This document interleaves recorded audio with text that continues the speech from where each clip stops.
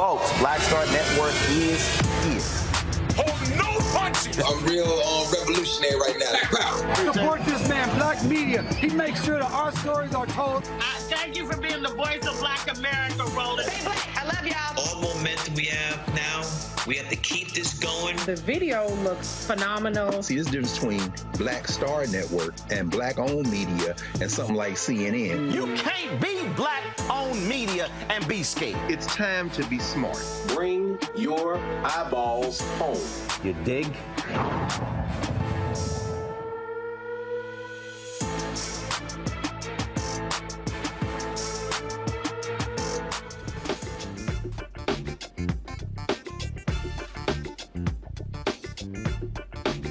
2023. I'm attorney Robert Patillo, sitting in for Roland Martin, who will be joining us throughout the show. He's at the White House Juneteenth celebration. Here's what's coming up on Roland Martin Unfiltered, streaming live on the Black Star Network. You know we got to lead off with this.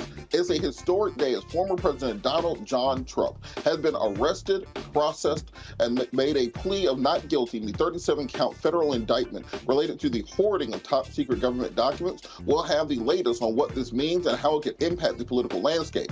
Also, Civil Rights Attorney Ben Crump will join us to discuss the largest settlement in U.S. history over police misconduct in the Randy Cox case out of New Haven, Connecticut. We'll also continue talking about the case of the Florida black mother who was gunned down by a racist white woman, whose mother now pleads at her funeral to not let her daughter's death be in vain. Also, we have a shocking move out of Illinois. The governor just signed a bill into law banning the banning of books. We've seen book bans around the country. Of course, Virginia with Glenn Youngkin. Ron DeSantis is the OG book banner. Texas is banning books. Well, Illinois and Governor J.B. Pritzker are working to ensure they cannot ban books in the state of Illinois. Also, in our marketplace segment, we are going to be highlighting the first minority-owned stock exchange, and we talk to the leaders of the Dream Exchange. It is time to bring the funk on Roland Martin Unfiltered, streaming live on the Black Star Network. He's got it. Whatever the miss, he's on it. Whatever it is, he's got the scoop, the fact, the find. And when it breaks, he's right on time and it's rolling. Best believe he's knowing. Putting it down from sports to news to politics. With entertainment just for kicks, he's rolling. It's on go, roll, roll, y'all. It's Roland Martin, rolling with Roland now.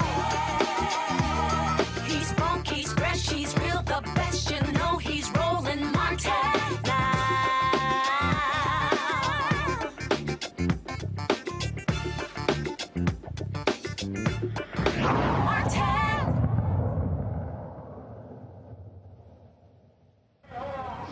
President Donald J. Trump was arraigned today in his first court appearance in the federal indictment involving his 37 felony counts in the document scandal that has been gripping the nation.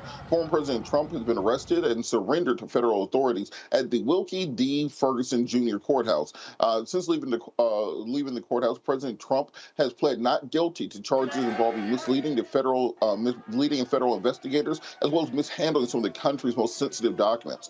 Trump was quickly processed in and out before a magistrate judge at 3 p.m. alongside his co-defendant, Walter Knott. Now, the interesting thing about the co-defendant, Walt Nada, he actually did not enter a plea today because he does not have a lawyer. Now, Mr. Nada is not a lawyer, not a political official. He's Donald Trump's body man. He's the person who gets Donald Trump Coca-Colas and Big Macs and buckets of chicken, those sorts of things. And so Mr. Nada, his entire criminal defense in this case is being financed by, not directly by President Trump, but by people who run PACs and who are supporters of President Trump. So it's going to be interesting going forward to see exactly what Mr. Nada's plans are going in this case, because if he flips and testifies against President Trump, that may be the last nail in the coffin when it comes to this investigation, when it comes to getting a conviction in this case. Now, the federal prosecutions of this nature have about a 99% conviction rate. So when the federal government brings a case like this, in the words of Omar from The Wire, if you're going to come at the king, you best not miss. And normally the federal government does not miss. I want to take a couple minutes just to break down these charges against President Trump and to myth bust much of the things that have been percolating in right-wing media with regards to these charges. So of the 37 charges, 31 are for violation of the Espionage Act. So the Espionage Act does not mean that Donald Trump was actively spying on the United States government. It does not mean he was dressed up like James Bond, sneaking around, stealing files. Conversely, the Espionage Act was actually created during the Woodrow Wilson administration in World War I and has been used to prosecute individuals who have been historically misplacing and misusing government documents. The Espionage Act has nothing to do with classification of documents. That's the most important thing to understand, because the Espionage Act was actually written and enacted before the classification system was even put in place by the U.S. government. So when you hear this argument, well, Donald Trump had the power to declassify them, it has nothing to do with declassification. The charges that are against him are two parts of the Espionage Act. One, with regards to retention of documents. He retained these documents without authorization. So anytime you retain national security related documents without authorization to do so, that is a violation of the Espionage Act, regardless of who does it, regardless of classification level. Secondarily, dissemination and distribution of those documents. Because it is widely accepted that Donald Trump did show these documents to other individuals, and we know this because Donald Trump is on tape saying that he showed these documents to other individuals. So this is where you get 31 counts of violation of the Espionage Act. So when you hear the Trumpers say, well, he had the power to declassify them, the Espionage Act has nothing to do with classification. When you hear them say, well, he had the right to possess them, he did not have the right to possess them. When they say, well, the Presidential Records Act is at play here, the Presidential Records Act has nothing to do with this because these are not presidential records. These are records of the federal government. They have at no point in time were in the coverture or in the ownership of President Trump. They belong to our government, not to the individual being Donald Trump. The Presidential Record Act is something which allows presidents to maintain their own documents and their own records when they leave the White House. So if you have notes, if you have letters, if you have things about your deliberation process or things for your presidential library, your biography, that is what the Presidential Record Act covers. It does not cover sensitive Pentagon documents. Also, the other 7 counts against Donald Trump are primarily for misleading prosecutors, lying to federal investigators, obstructing justice, willfully retaining documents. How do we know that he willfully retained the documents? Well, it wasn't negligent because he did it intentionally. It's not as if he just had a briefcase and these documents happened to fall in there. If that was the case, then we wouldn't see charges. It's because he intentionally took these documents. He intentionally hid them from the federal investigators. He intentionally lied to those federal investigators. That's how we know that the retention of these documents are willful. How do we know that? Because he says on tape, I have the power to declassify these documents. I did not do so. So the prosecutor, Jack Smith, in this case, has worked hard to paint a very clear and direct picture and using as the sources for his charges against Donald Trump, not witnesses, but Donald Trump himself. The majority of the quotes in this 37-page indictment or in this 37-count indictment are from Donald Trump and from Donald Trump's lawyers. There's even a quote in there where Donald Trump says, what if we just tell them that we don't have anything? That is called obstruction of justice. And so for the people saying, well, Donald Trump had the right to have these documents, obstruction of justice does not require an underlying crime to be proven.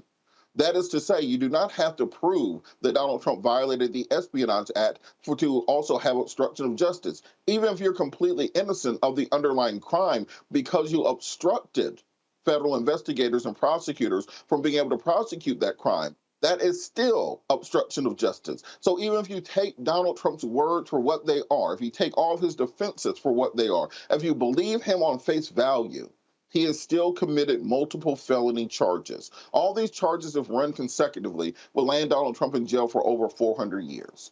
But in reality, more than likely, Donald Trump, if convicted in this case, will be sentenced to about 5 years in federal prison and will serve about a year up to 18 months in custody in reality. So Donald Trump's best bet is, guess what? A plea deal. But if Donald Trump won't get a plea deal in this case because he continuously has attacked the prosecutor, has continuously attacked the judge, has continuously attacked the Department of Justice and Merrick Garland and Joe Biden and every part of the federal government that would be responsible for actually showing him leniency and mercy when it comes to this case. And then on this question of sentencing, Well, what the jury is going to look at when it comes to sentencing is whether or not this person was actually sorry for what they did. Did they actually learn a lesson? Are they actually not going to do this again if they are let go in this case? And what we're seeing is every single statement that Donald Trump makes from the time this indictment came down until the time that he goes to trial can and will be used against him in a court of law. So when you get to a sentencing place in this case, all the prosecution is going to have to do is play an hour of tape of just Donald Trump lying and lying and lying and tell the jury to give him the maximum prosecution that the law allows. And guess what? Interesting thing. The Republican candidates for president more than likely will not pardon Donald Trump. Only Vivek Ramaswamy has announced so far that he would pardon Donald Trump. Do you think Chris Christie is going to pardon Donald Trump? Do you think that Mike Pence is going to pardon Trump after Trump tried to assassinate him? Do you think Ron DeSantis is going to pardon Trump after Trump ostensibly called him a pedophile? Donald Trump has dug his own hole, and it's going to be up to him to get out of it. And his attorneys need to tell him that this is the time to drop the game, to drop the hubris, and to actually come to a place of understanding the crimes you've committed and the danger ahead of you, and to beg for a plea deal. And the reason I think that this happened is the day after the indictments came down, 2 of Donald Trump's attorneys resigned, which lets you know that they told him what the case was. He refused to accept it. So Donald Trump has placed himself in a place that we have not seen in American history, where he will be the first president to serve jail time after his presidency. This is a dangerous place for this nation. This is a dangerous place for our Constitution. But today, the rule of law shows that it's more powerful than the rule of men. I think it's important that we understand exactly what this moment and what this time means for America, and that we work to come together around it. Because at the end of the day, we have to know that regardless of your position in American society, regardless of your wealth, of your political connections, regardless of the number of people who support you, we have to be a nation where the rule of law is more powerful than the rule of men. And that means holding responsible even the former president of the United States of America. We're going to talk more about this later in the show. You're watching Roland Martin Unfiltered, streaming live on the Black Star Network. We'll be right back. Hatred on the streets, a horrific scene, a white nationalist rally that descended into deadly violence. White people are losing their damn minds. As an angry pro-Trump mob storms the U.S. Capitol, we've seen shooting. We're about to see the rise of what I call white minority resistance.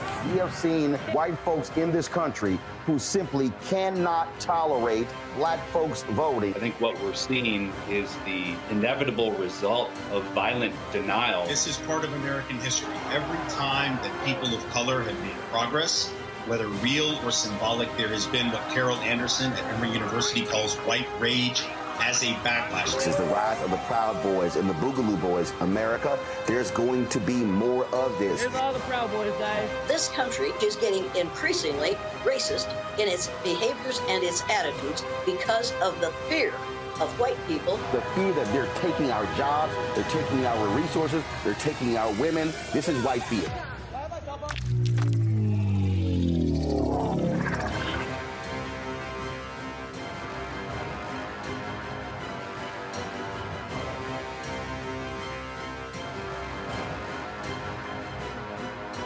Black Star Network is here. Oh, no punch! I'm real revolutionary right now.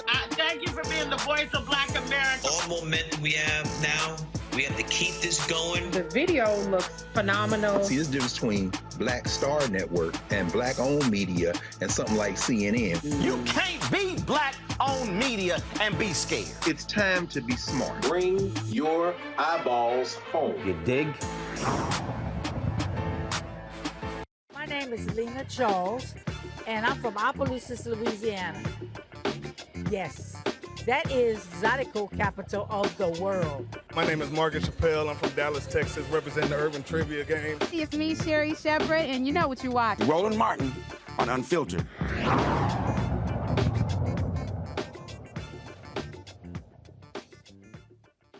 historic day. The $45 million settlement is reached in a Connecticut case of a black man paralyzed after being seriously injured in the back of a police van when the driver braked suddenly.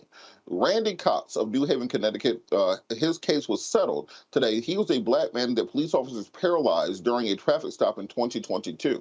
The New Haven Police Department officers Oscar Diaz, Betsy Seguin, Jocelyn Lavender, Ronald Presley, and Louis Rivera arrested Cox, who was severely injured when the driver abruptly stopped the van, causing Cox to fly headfirst into the wall of the van. Cox is now paralyzed from the chest down. The officers are facing charges. Joining me out to discuss this, one of the largest payouts ever by a city in a police brutality case is the Cox family attorney Ben Crump. Attorney Crump, how are you doing this evening? I'm doing well. Thank you for having me. Thank you so much for joining us. You know, we've seen in recent years the cases you've worked on. Breonna Taylor, $27 million. This case, $45 million. Well, why do you think cities now are settling for more in these police brutality cases? And do you think this will help to change the conduct of police departments nationwide? Well, that's certainly our endeavor. We're hoping to raise the value of Black life in America. You know, with Breonna Taylor, we had a record-setting settlement for a Black woman in America with $12 million. And then after that, George Floyd settled for $27 million, which was the highest in history paid out for a police misconduct case until last week when we successfully resolved the tragic paralyzation of Randy Cox because of the malfeasance of the New Haven Police Department and their officers.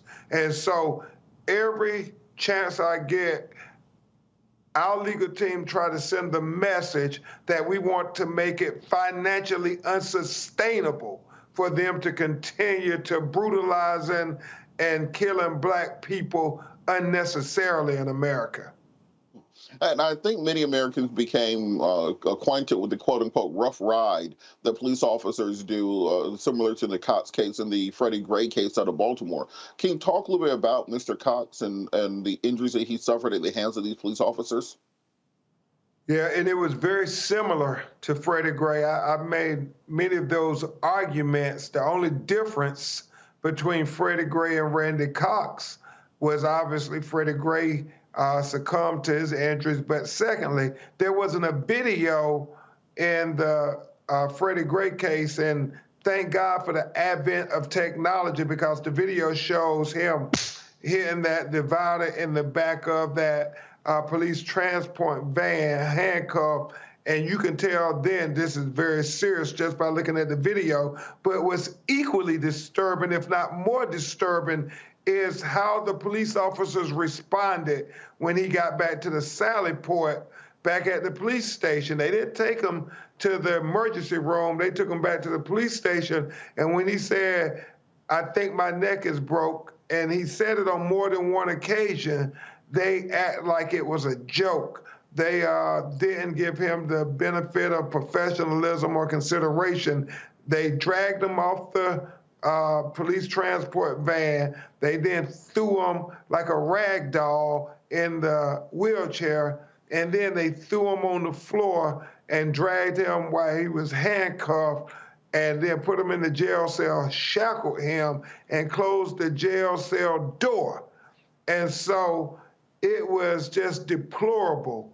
And we argued that the conduct at the police station further exacerbated his fragile medical condition to the point where now he is a quadriplegic. That means he can't move anything from his chest down.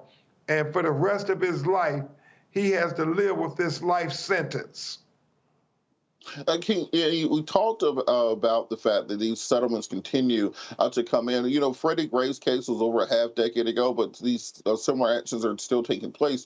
What do you think it will take for police departments around the country to really get the message and stop bankrupting cities, but just change policies to treat African Americans with actual human rights?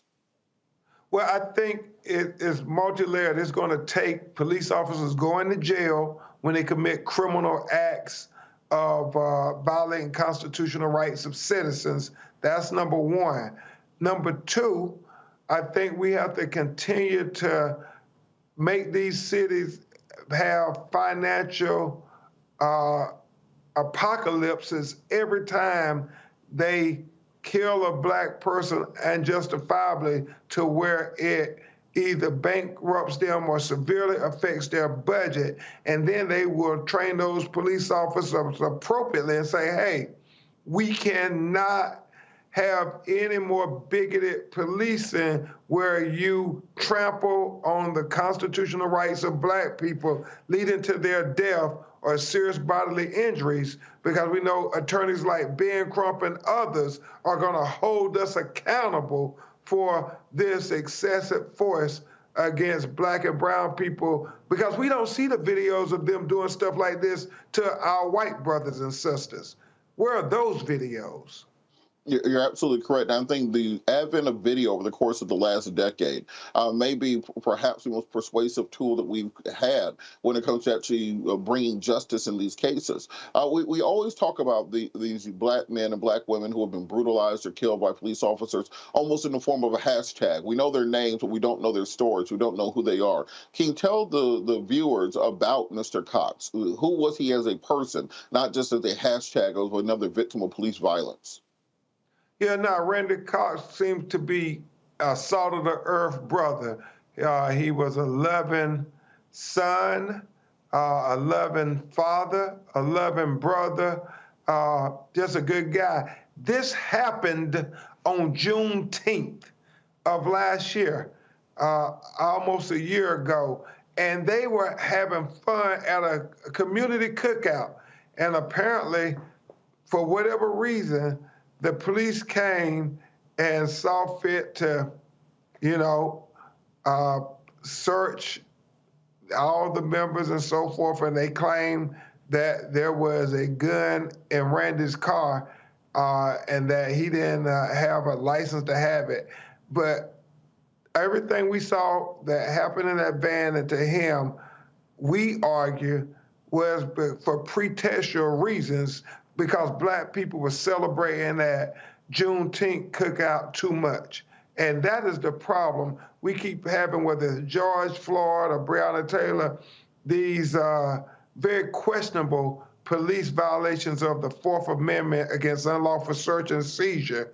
But had it not been for that this Juneteenth for 2023 would have been just as joyous for Randy Cox as a brother, a father, and a son as last one was. But regrettably, none of his Juneteenths going forward in the future would be something that brings about merriment. It would be something that brings about the worst nightmare of his life. For the rest of his life, he's going to have to be taken care of hand and foot because he can't move anything beyond his chest. I want to turn to the topic of qualified immunity, because we hear these settlement amounts, and I think a lot of people don't understand that this money comes from the city generally, in the general fund of the city. So we're taking money away from other programs that the city could be financing in order to pay out settlements for the violence of police officers. When we don't have a mechanism in place to breach qualified immunity in most places, so the officers who committed the crime don't actually have to financially contribute to these settlements. Can you talk to the people about why it's important that we finally breach this qualified immunity barrier to get justice and to change the policies and change the actions of police officers individually? Well, I think two things. Number one, qualified immunity is important to be challenged. However, in this instance, the individual officers would have not had nearly the amount of money to be able to give Randy Cox quality health care. And so it's important that we hold these cities and municipalities accountable. But I get it when people say we want these officers to suffer personally too. Absolutely, we do. But we don't want them to do what they try to do in Texas a lot, say, go sue these officers, bankrupt them, but the city is not going to give you any money. So you have to be careful how you make these arguments, because you can have a Pyrrhic victory where you got a $100 million verdict against a police officer who only was making $40,000 a year. And yeah, you have a judgment against them, but your clients won't have any compensation in reality, because they would just have a verdict that's on a piece of paper. Now, the cities use qualified immunity too, and that's, you really got to think, the cities and the leadership are the people who, if they want to get rid of police brutality and bigoted policing, they can do it. They know who the bad actors are. They can terminate them. So I believe we just got to keep hitting them over and over again, and we got to keep making police officers go to jail over and over again when they kill us unjustifiably or brutalize us. And remember, this isn't going to happen overnight.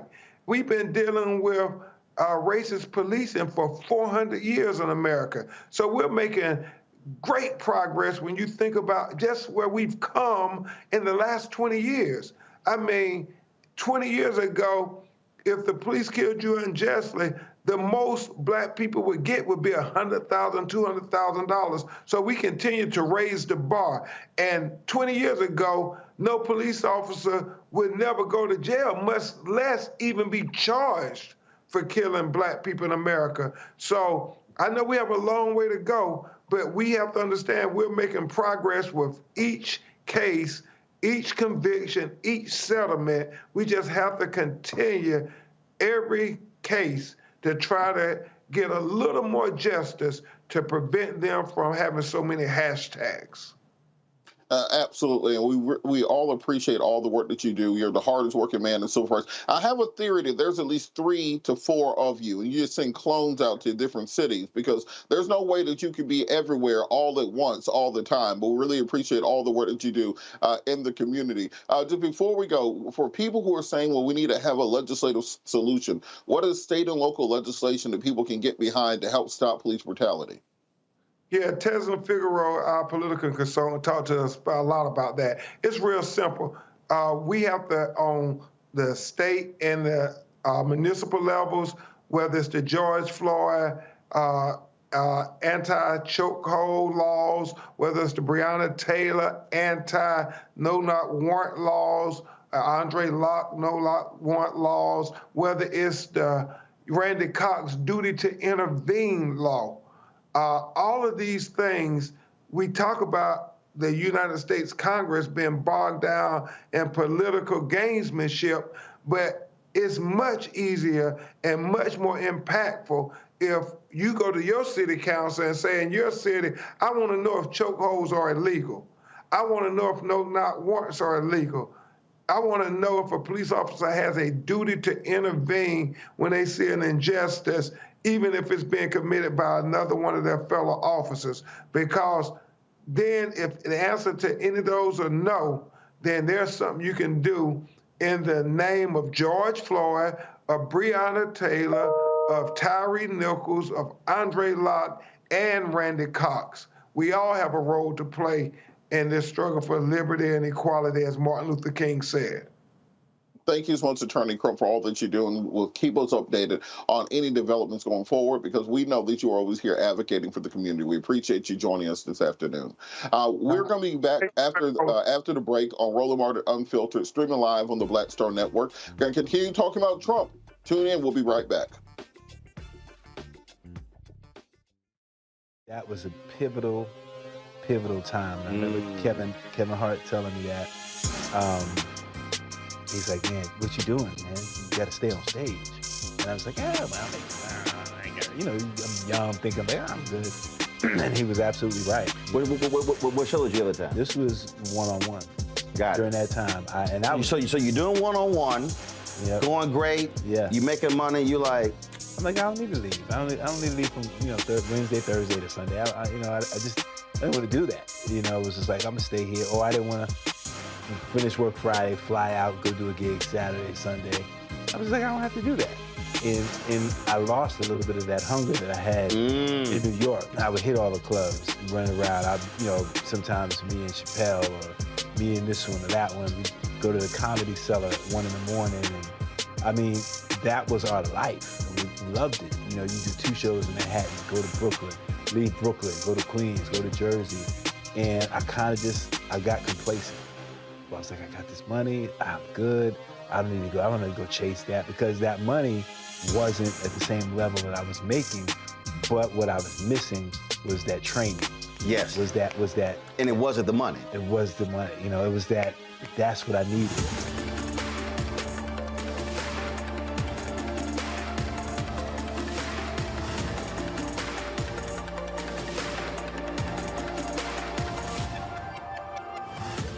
Coming up next on The Frequency, right here on the Black Star Network, Shanita Hubbard.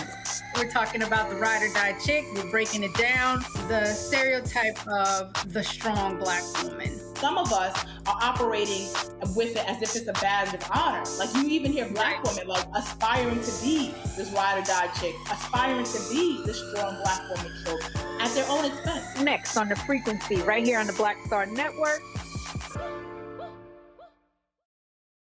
What's up, everybody? It's your girl, Latasha from the A. And you're watching Roland Martin Unfiltered.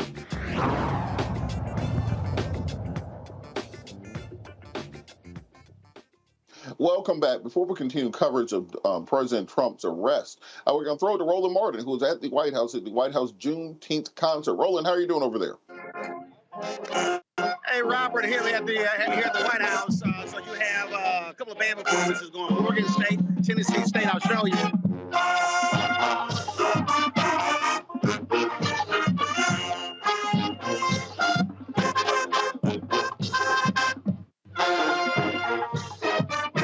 So, Robert, you got a number of folks who are out here, a number of dignitaries out here.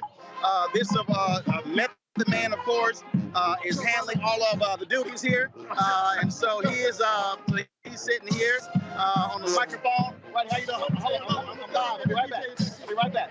So again, all kind of folks are out here. So you've got a number of performances. Jennifer Hudson is performing. Lettucey is performing. You name it, they're going to be here talking this whole thing up. You got these two bands performing right here. That's what's going on right now. And so I'm gonna slide right through here. I'm gonna grab him for a second. And so as you see, hey, what's happening? And so let's show y'all this here. Method Man up here. I'm gonna get a picture this way. You got 20 seconds? You got 20 seconds?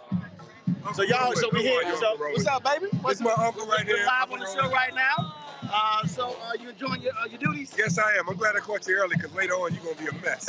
We all is though. Well, it's gonna be all a good party out here. I love you, brother. I love everything that you do for us, and beyond, outside of the scale of everything you do for us. It's so well. Man, I appreciate it. Yes, and Redbone not on the show today. Julian Malvo. But I mess with her all the time. Yeah, when you say that about her. I love her. Yes, sir. All right, baby. We're going to enjoy it. All right. I will help later. Can you say hello? All right, folks. And so, again, we're out here. This is the first time the White House ever had a Juneteenth concert.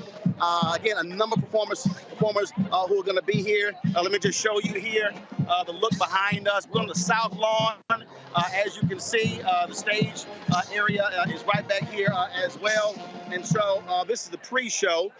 But the concert kicks off at 7 p.m. So looking forward to that. So I'm going to try to dip in a little bit later in the show. Now we got Ben Crump coming up next on the show as well. And so, again, there are a number of folks here, a lot of the cast of stars here, Lorenz Tate, Joseph Sikora, a number of people who are here as well. The National Endowment for the Arts, their HBCU initiative, they're sponsoring this.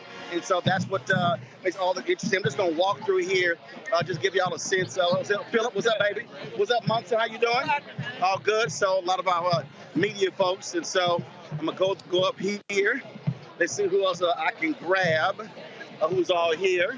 So let's see. Hey, how y'all doing? I'm doing good. How are you doing? I'm all good, all good. Here, how you doing? Y'all good? You remember all good? Give me 1 second. I'm live right now. Give me 1 second.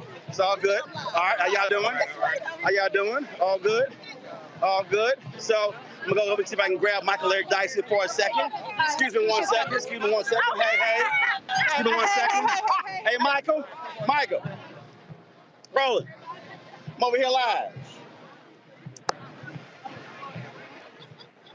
Yeah, Michael Eric Dyson here. So, Michael, your thoughts on this first ever Juneteenth concert, also Black Music Month here at the White House? Roland Martin is here. It's official. It's a Black event, and I'm glad to be here. Look, it's amazing.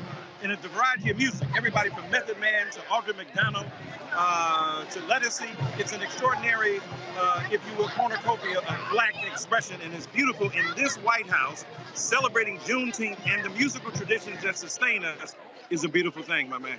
And of course, you got Tennessee State picked up 2 Grammys this year. Okay, wait a minute. Are we still for the president? Let me know. Of the marching bands. Yeah, they're amazing. I'm they're sorry. right in the city. You know, I'm at Vanderbilt right now. So I get a chance to opportunity? sample their genius every now and again up close, my I man. think that. All right, I appreciate that. I'm about to read this last card because All I right, think folks, we had our conclusion. again, I'm going to I hope everybody dip back enjoyed in. that. Just want to give I y'all a certainly taste did. of what's happening It here was at the White outstanding. House. Back to you, Robert. Everybody knows there's no party like Make sure you have a good time out there for us. I'm sure you have a full report on this tomorrow. We will be back after the break. We're going to talk more about the Trump arrest. The first time in history a former president of the United States of America has been arrested by federal prosecutors. You're watching Roland Martin Unfiltered, streaming live on the Black Star Network. We'll be back after the break. When you talk about blackness and what happens in Black culture, we're about covering these things that matter to us, speaking to our issues and concerns. This is a genuine people-powered movement. There's a lot of stuff that we're not getting. You get it, and you spread the word. We wish to plead our own cause. Too long have others spoken for us. We cannot tell our own story if we can't pay for it. This is about covering us. Invest in Black-owned media. Your dollars matter. We don't have to keep asking them to cover our stuff. So please support us in what we do, folks. We want to hit 2,000 people, $50 this month, raise $100,000. We're behind 100,000, so we want to hit that. Your money makes this possible.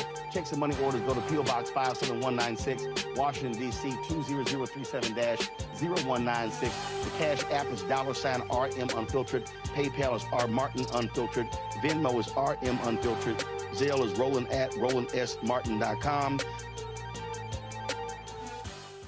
On a next, A Balanced Life with me, Dr. Jackie, owning your energy and how to use it.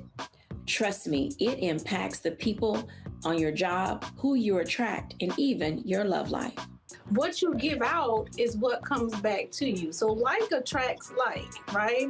So if you come in with a negative space and I match that negative energy, then 2 seconds later, somebody else come in with more negative energy, and then I was just always just matching negative stuff. And here's the kicker. If you're not careful, that energy can even be stolen. That's all next on A Balanced Life on Black Star Network.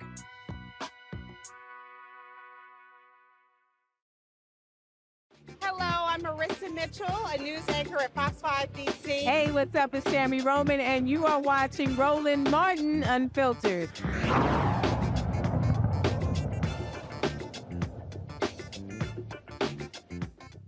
Welcome back. We're continuing coverage of the arrest of former President Donald Trump for, of course, espionage, violation of the Espionage Act, additional crimes he's committed, including obstruction of justice and conspiracy. One of the things that I've heard throughout the day, I was just checking Twitter for some of the conservative arguments, and this argument about, well, why didn't they charge Hillary Clinton? Why didn't they charge Mike Pence? Why didn't they charge Joe Biden? For a very simple reason. None of them did what Donald Trump did. With the 31 counts for the Espionage Act, that requires you to have national security information. Mike Pence didn't have national security information. Joe Biden didn't have national security information, and neither did Hillary Clinton, based upon what James Comey told us. This is why they weren't arrested. Also, with regards to the 6 other charges, you have to obstruct justice. Hillary Clinton, Joe Biden, Mike Pence, none of them did that. They turned over the documents when they were asked. The investigations took place. It was only Trump who instructed his lawyers to hide documents. It was only Trump who lied to investigators about where the documents were. It was only Trump who decided to willfully break the law. And that's the reason Donald Trump is being indicted. Don't let these people try to whatabout you to death. They will try to do whataboutism and never have to talk about what actually happened. I'm going to bring in the panel on this. Joining us this evening, Dr. Mustafa Santiago Ali, former senior advisor for environmental justice at the EPA, as well as Randy Bryant, DEI distributor, Washington, D.C. Easy for me to say. Thanks both of you so much for joining us this evening. I want to start with you, Randy. What was your takeaway? What were your thoughts while seeing the former president of the United States of America being arrested and having to surrender to federal authorities? I must admit, I get a bit of joy. To be honest, I get a bit of joy. But it's also disgusting how he does get the special treatment, how he did not have to really take a mugshot, but he'll have his fingers fingerprinted, that he, he gets this, very much special treatment as if he is a celebrity. It's still quite disgusting. And his arrogance. I mean, this is a man who, afterwards went to a Cuban restaurant as if this is a reception. But he's also, we have to give him credit for being quite strategic, and that he knows that this will only rally his supporters. It's not about what's right and wrong. It's just about having power. And they don't care what crimes he committed. They really don't. They're not trying to research it. They're not trying to learn. Their cognitive dissonance is on full display. They just want Trump in power. And they feel empowered by this criminal. And Mustafa, on that point, we've talked a lot about the politics of this. The Trumpers are claiming, well, this is a political prosecution. We're seeing more and more sharper criticism, even from other Republicans, now that the indictment has been unsealed and that Donald Trump has been arrested. Do you think the Republican Party is finally turning away from Trumpism? I think that there's a percentage that is beginning to turn away from Trumpism. Of course, there's politics that's in there because we're moving into the 2024 election cycle. But, politics should not be a part of the equation that we're dealing with now. We are literally dealing with national security, and people should really take that serious. There's a reason why documents are classified. I worked at the high level in the government, and I understand how we were trained to make sure that we were protecting the documents that we had. And then when we left, the steps that we had to follow before we could be released from federal service. You've got agents who are out there working. When you have top security information, if that is actually leaked, people could get hurt. You've got the military and all the things that they're doing. You've got a number of different dynamics, from everything from energy to our economic system, that when you see those documents that are sitting on the floor and you see the labeling that's on there, there's a reason why people have to go through immense background checks to make sure that they are even allowed even close in the room for many of these documents. So we should really take this much more serious than we are, because there could be huge ramifications, and the president shouldn't have done the crime if he didn't want to do the time. And staying on that point, I'm going to stay with you, Mustafa. Michael Cohen, President Trump's former attorney, said something this weekend on social media that kind of flew under the radar, but I think it might be the most significant thing that we've heard thus far, which is he said, pay attention to those Iranian documents that President Trump was waving around. So just by way of explanation, one of the charges against President Trump is that he took battle plans for the United States to strike Iran, and that he was waving those around, talking about them with other people, showing them to other people, etc. When the federal government raided Mar-a-Lago, as they call it, they really searched Mar-a-Lago, but Donald Trump calls it a raid. When they searched Mar-a-Lago for the documents, everything that they recovered, they never got those Iranian documents back. What we saw during the Trump administration was what? We saw him doing the saber dance with the Saudi Arabian sheikhs. We saw him with his hand on a globe, glowing while they were making a deal and a pact. We know that when Khashoggi was murdered by the Saudi Arabian government, Donald Trump did nothing and sided with MBS, Mohammed bin Salman. We know that Jared Kushner, since leaving the White House, has made a $2 billion deal with the Saudi Arabian government. We know that Saudi Arabia and Iran have been in a pitched Cold War for nearly 20 years in the Middle East. But suddenly, as soon as Donald Trump gets out of office, and these documents about these battle plans for Iran are in his possession and have gone missing, Iran and Saudi Arabia, just a couple weeks ago, went to Beijing and struck a peace accord. And now they're working directly together against the interests of the United States of America. So when we say these documents may be more important than we understand, I think it may take years for us to unravel just how deep this taint goes and just how many documents President Trump has been in a hold of. So Mustafa, when people make this argument that this is some kind of political witch hunt, how should people respond? They're incorrect. This is a deadly game that the president has placed us in. When you have that type of level of information that has disappeared and that people had access to. You know, it's not that difficult for someone to slip a significant amount of money to somebody who was, you know, in and out of Mar-a-Lago. It could have been somebody who was cleaning or somebody who was visiting or whatever the situation is. So we've got a very significant situation that's currently going on with the information that has circulated and the eyes that will be able to be placed on it. And then, of course, in having a former commander-in-chief who did not see the value in helping to keep our country safe by following the rules that were set to help make sure that these types of things did not happen. And Randy, piggybacking off of that, when we talk about the political ramification for this, since Republicans want to pretend this is some kind of radical partisan witch hunt, I would argue that President Trump getting indicted actually hurts President Biden, that it doesn't actually help President Biden get reelected at all, because this takes the attention off of President Biden's achievement and focuses the entire light of the world media back on President Trump. This election ends up being a referendum on Trumpism as opposed to a referendum on the Biden record. Do you think there's actually a political angle for this prosecution? I agree with you. No, I don't. I don't believe I agree with you in that this does take the focus off of Biden and places it right back on Trump. Trump, I was so relieved for a while because things were somewhat quiet. I mean, when Trump was in office and some time after that, every day he was still monopolizing the news, which is exhausting because it was always something that was, frankly, like what's going on right now, scary. So yes, I think it really does distract from some of the great things that Biden's administration is doing right now and places the attention right back on Trump. And because he's seen more as a hero for some people and not even as a person, it helps him quite a bit.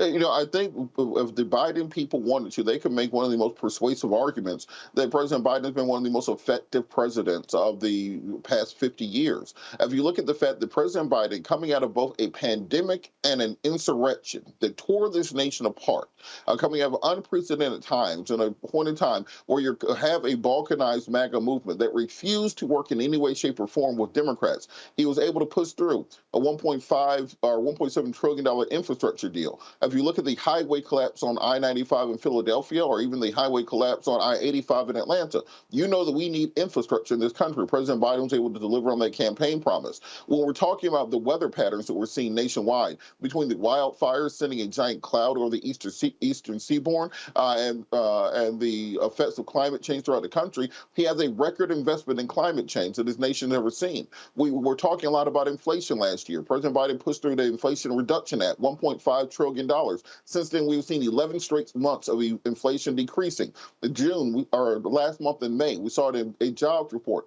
3.4% unemployment, 350,000 new jobs created. We saw the passing of the omnibus spending bill, $3.5 trillion to keep the government up and running. The debt ceiling deal, suspending the debt ceiling through 2025, as well as taking the issue off the table and maintaining many of the gains that have been made. Mustafa, when Joe Biden can reel off a record like that, and the two leading Republican candidates, Donald Trump has been indicted twice in the last 2 months, and then Ron DeSantis went to war with Mickey Mouse, and he's losing the war to Mickey Mouse. How can Republicans make a credible claim to the White House and to make change in this country? Well, they really can't. They have no policies that have been beneficial to the country. They have actually been blocking many of the things that you just mentioned. They tried every trick in the book to stop those things and then to shrink those things.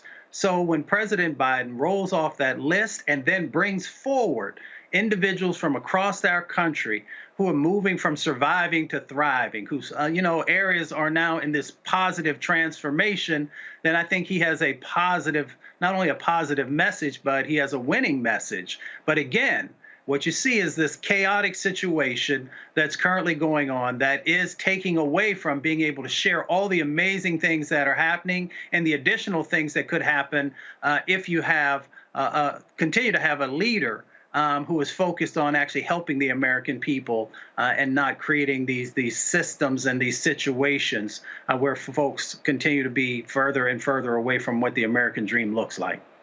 Absolutely. And Randy, you talked a bit about the political division that we're looking at nationwide right now. What do you think the impact will be? President Trump continuing to claim that this investigation is rigged against him, that the prosecution is rigged, that the judges are rigged, that the FBI is rigged, that the Department of Justice is rigged, CIA is rigged, the deep state is rigged. Everybody's working against me. Me. Oh, poor me. All I was a billionaire president of the United States. However, could I ever get justice in this country? What impact do you think that will have writ large on the MAGA movement and on the political division in this country? Because once you lose faith in those institutions, what actually holds the nation together?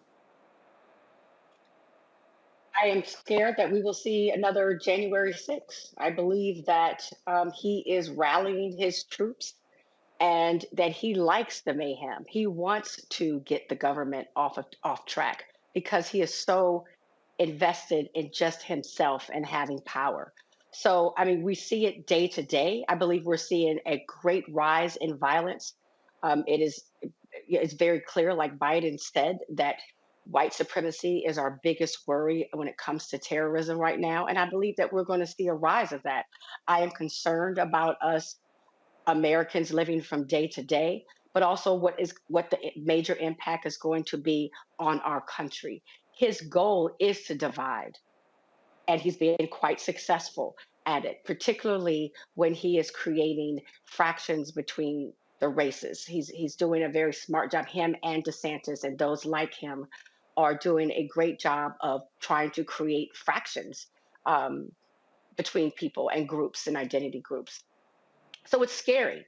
It is scary. I had hoped that he would just go away like a movie when he finally was, but he refuses to. It's like a bad mold that just keeps creeping. Mustafa, there's a concept in law called res ipsa loquitur. The thing speaks for itself. And when I read through this indictment against Donald Trump, it just felt like it spoke for itself. You don't need testimony. You don't need witnesses. If you look at what the law is you can't tell your lawyers to lie for you. The quote in the indictment is Donald Trump tells his lawyer to lie for him. These things speak for itself. Why do you think that instead of actually these people who are supporting Trump coming out and just saying Donald Trump didn't do this, he's an innocent person, he will be vindicated by the law? Instead of doing that, we get these searching conspiracy theories. Well, what about Hillary Clinton? And this is about Hunter Biden's emails. And then the DOJ just did this to cover up for the bribe that Joe Biden took from the Ukrainians that the whistleblower said behind closed doors. But he doesn't say he has any evidence, but he has allegations around it. But why do you think they are focusing so much on the distractions as opposed to just saying he's innocent? They made Donald Trump a deity. Let's be real. You know, he became for them the person that they want to be and would say the things that they always wanted to say. And it's so hard for them to let go of that. And because they refuse to let go of that, they are playing a role in the deconstruction of our country. So we just got to understand the mentality of individuals who are refusing to actually evaluate the truth. The information that's out there. And when folks refuse to do that and they shut themselves off from that, then you get the cultish behavior that we see going on across the country and the refusal to actually face the facts.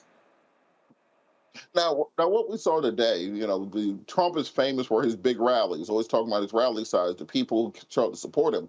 It seemed like maybe 50 to 100 people turned out in Miami to support President Trump. Do you think, I'm going to stay with you, Mustafa, do you think Trumpism is finally starting to wear out Republicans? Are they finally just tired of this? And is he losing some of his luster, even though these polls are saying that he's up by 50 points over the rest of the Republican field? Well, we know that there's, at least 35% of the Republicans who are going to stick with Trump, have stuck with Trump. Maybe that will erode a little bit.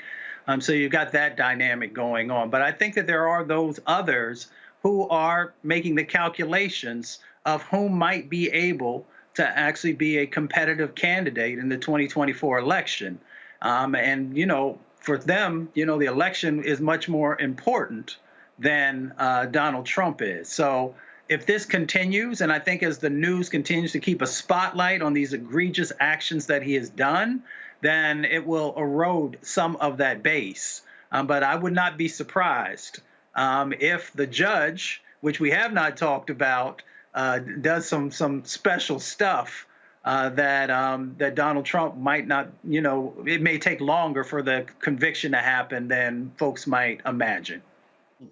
Randy, on that issue of the nation kind of fraying at its edges, we saw when Richard Nixon was potentially going to be the first president to be arrested and first president tried and convicted and jailed, Gerald Ford pardoned him for the good of the nation, they said at that period of time. We've already had some Republican candidates come out and say that they would pardon President Trump. So the question becomes, should President Biden, if President Trump is convicted, pardon him to try to stop what you said, the MAGAs from becoming an insurgency, from bombing buildings, from killing government officials, to turn into a guerrilla army in this nation? Would that be the best way to bring the country back together? No. I believe that would add to further destruction. I believe it shows that we have absolutely no law and order whatsoever in this country. I believe it would make others lose faith that when someone does something egregiously wrong, obviously wrong, if people would take the time to read the documents, that we still are weak and we don't hold our leaders up to a standard. I believe it would be a grave mistake for Biden to pardon Trump if and when he is found guilty. It's interesting to me also because when we talk about this idea of President Trump potentially having a future in the Republican Party, Republicans keep saying, he's guilty. We still stand behind him. But we're still seeing more and more Republicans jumping into this primary field. You got Tim Scott, you got Nikki Haley, you got Asa Hutchinson, you got Vivek, the author, you've got Ron DeSantis. Now we've seen Mike Pence and Chris Christie jump in recent days. Now there are Larry Elders. Apparently, I found out today as the presidential candidate for Republicans. Now they're saying that people are trying to recruit Georgia Governor Brian Kemp to run for the Republican nomination. Glenn Youngkin's name is out there. So what I've said from the beginning is that these people will not be running if they thought that President Trump will be on the ballot. None of those people can compete with President Trump. But if President Trump is in jail, then it's a wide open field. Randy, just last word to you. What do you think it says when you have this many Republicans running against Trump for this nomination when they're still claiming to believe that he's going to be exonerated? Well, the Republicans have always done a good job of appearing in a solid front. They've always done a good job with that. But if you read, I mean, it like you said earlier, it is very clear. I mean, these are some serious charges, and there's a lot of evidence provided by Trump himself to prove his guilt. So if they read, as most of his supporters, I don't believe are, then they see the writing on the wall. And the judge who will probably most likely do some favors to delay this from proceeding in a smooth manner. But I believe ultimately Trump will be found guilty. And people are recognizing that behind closed doors, but they're always going to present a united front, the Republicans. Oh, yeah, I always tell folks I can see better than I can hear. So if you're telling me that he's innocent, but I still see more people jumping in the race, that tells me you don't believe that he's actually innocent and you believe he will be in custody. And let's remember that even if Donald Trump is pardoned on the federal level, let's say Joe Biden just finds it in his heart of hearts to pardon Donald Trump, there's still a case in New York State. There's still a case in Fulton County, Georgia. And the New York State case, he would have to be pardoned by Kathy Hochul, a Democratic governor. And in Georgia, if convicted on those RICO charges, he would have to be pardoned by Brian Kemp, the same Brian Kemp that he ran a primary challenge against with David Perdue, the same Brian Kemp that he has been going at like a savage dog for the last 2.5 years. That Brian Kemp will be in charge of whether or not Donald Trump spends the rest of his life in a South Georgia prison. Gotta love politics. We're going to keep this conversation going on the other side of the break. You're watching Roland Martin Unfiltered, streaming live on the Black Star Network. Question for you. Are you stuck? Do you feel like you're hitting a wall and it's keeping you from achieving prosperity? Well, you're not alone. On the next Get Wealthy with me, Deborah Owens, America's Wealth Coach, you're going to learn what you need to do to become unstuck and unstoppable. The fabulous author Janine K. Brown will be with us sharing with you exactly what you need to do to finally achieve the level of financial success you desire through your career. Because when I talk about being bold in the workplaces, I'm talking about that inner boldness that you have to take a risk, to go after what you want, to speak up when others are not. That's right here on Get Wealthy, only on Black Star Network.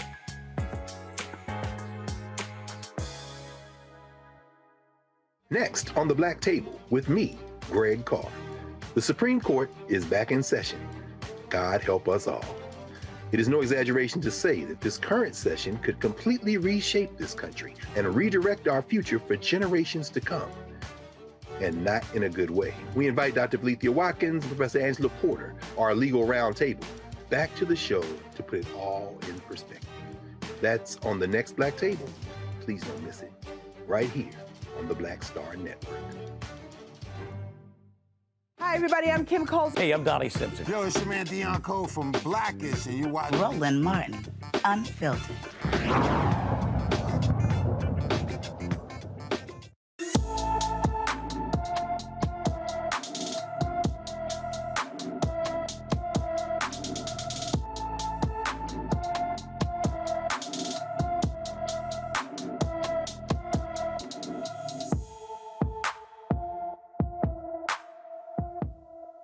Today in Black and Missing, the Gwinnett County, Georgia Police Department needs your help in locating an endangered teen.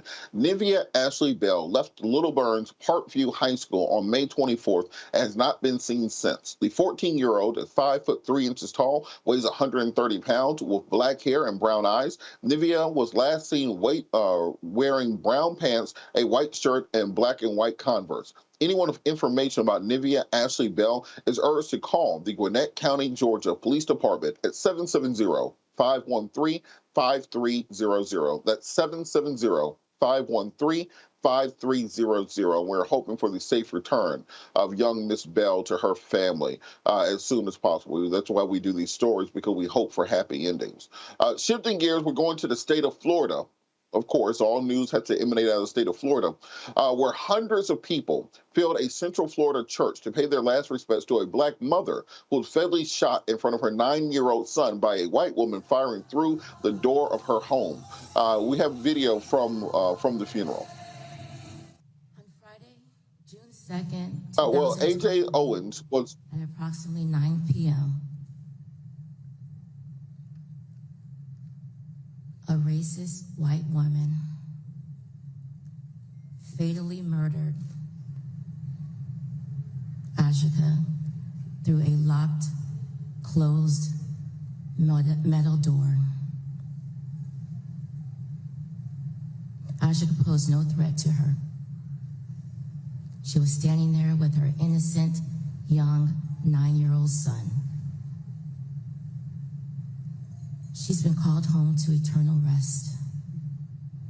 Now, as I go to my seat and prepare to lay our daughter, our granddaughter, our sister, our aunt, our niece, our cousin, our friend to rest, my plea to everyone in this sanctuary and across the nation, please don't let our baby girl's death go in vain. A change must come. Amen.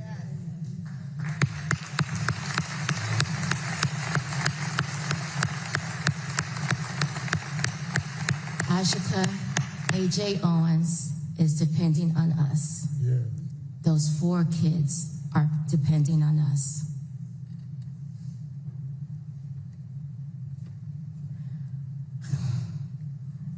To my Bootsy, she'll always be Bootsy. I love you, I miss you, and I vow to keep your 4 beautiful children together as I promised you, as you so desired. Village, village, everyone in this room is a part of the village. We need you. They need you. That was A.J. Owens' mother, Pamela Diaz, who spoke about at her daughter's funeral today. A.J. Owens was remembered today for her deep faith and devotion to her children by civil rights leaders, local ministers, and family members who are demanding justice during their memorial service for the 35-year-old mother of 4. Susan Lurich is charged with the first-degree felony of manslaughter with a firearm, as well as culpable negligence, battery, and 2 counts of assault. And we're hoping for justice in that case. I want to bring our panel back in. Mustafa, in this case, I think that what we have not talked enough about is the weaponization of conservative media, creating this fear complex within white America. Roland's book, White Fear. We have to think about the McCloskeys, the couple who pulled the gun on black protesters. Think about Kyle Rittenhouse, the young white man who killed three people. The rhetoric around these violent mobs that they say are coming to storm your house, BLM and Antifa, etc. What role do you think conservative media has in whipping up these white people into being so afraid that we're seeing these driveway and these door shootings on the increase nationwide? Well, there's blood on their hands. And now they will try to say that all they're doing is educating folks based upon their worldview. But what they're really doing is creating a very dangerous situation inside of our country. We have seen, we know that we have close to 400 million guns in our country. We know that we've continued to see these hate crimes continue to grow. We've seen everything from the Boogaloo Boys to all these other nationalistic groups continue to move into spaces and do things. And now we are actually also bringing everyday people into this mix who are now also picking up guns, who are using language that you would hope that folks wouldn't use, and then, of course, taking people's lives. All that they have done is dehumanize black and brown folks to be able to justify the types of violence and life-taking that we see continually going on. And they do it by making people scared and nervous and once again creating these chaotic situations.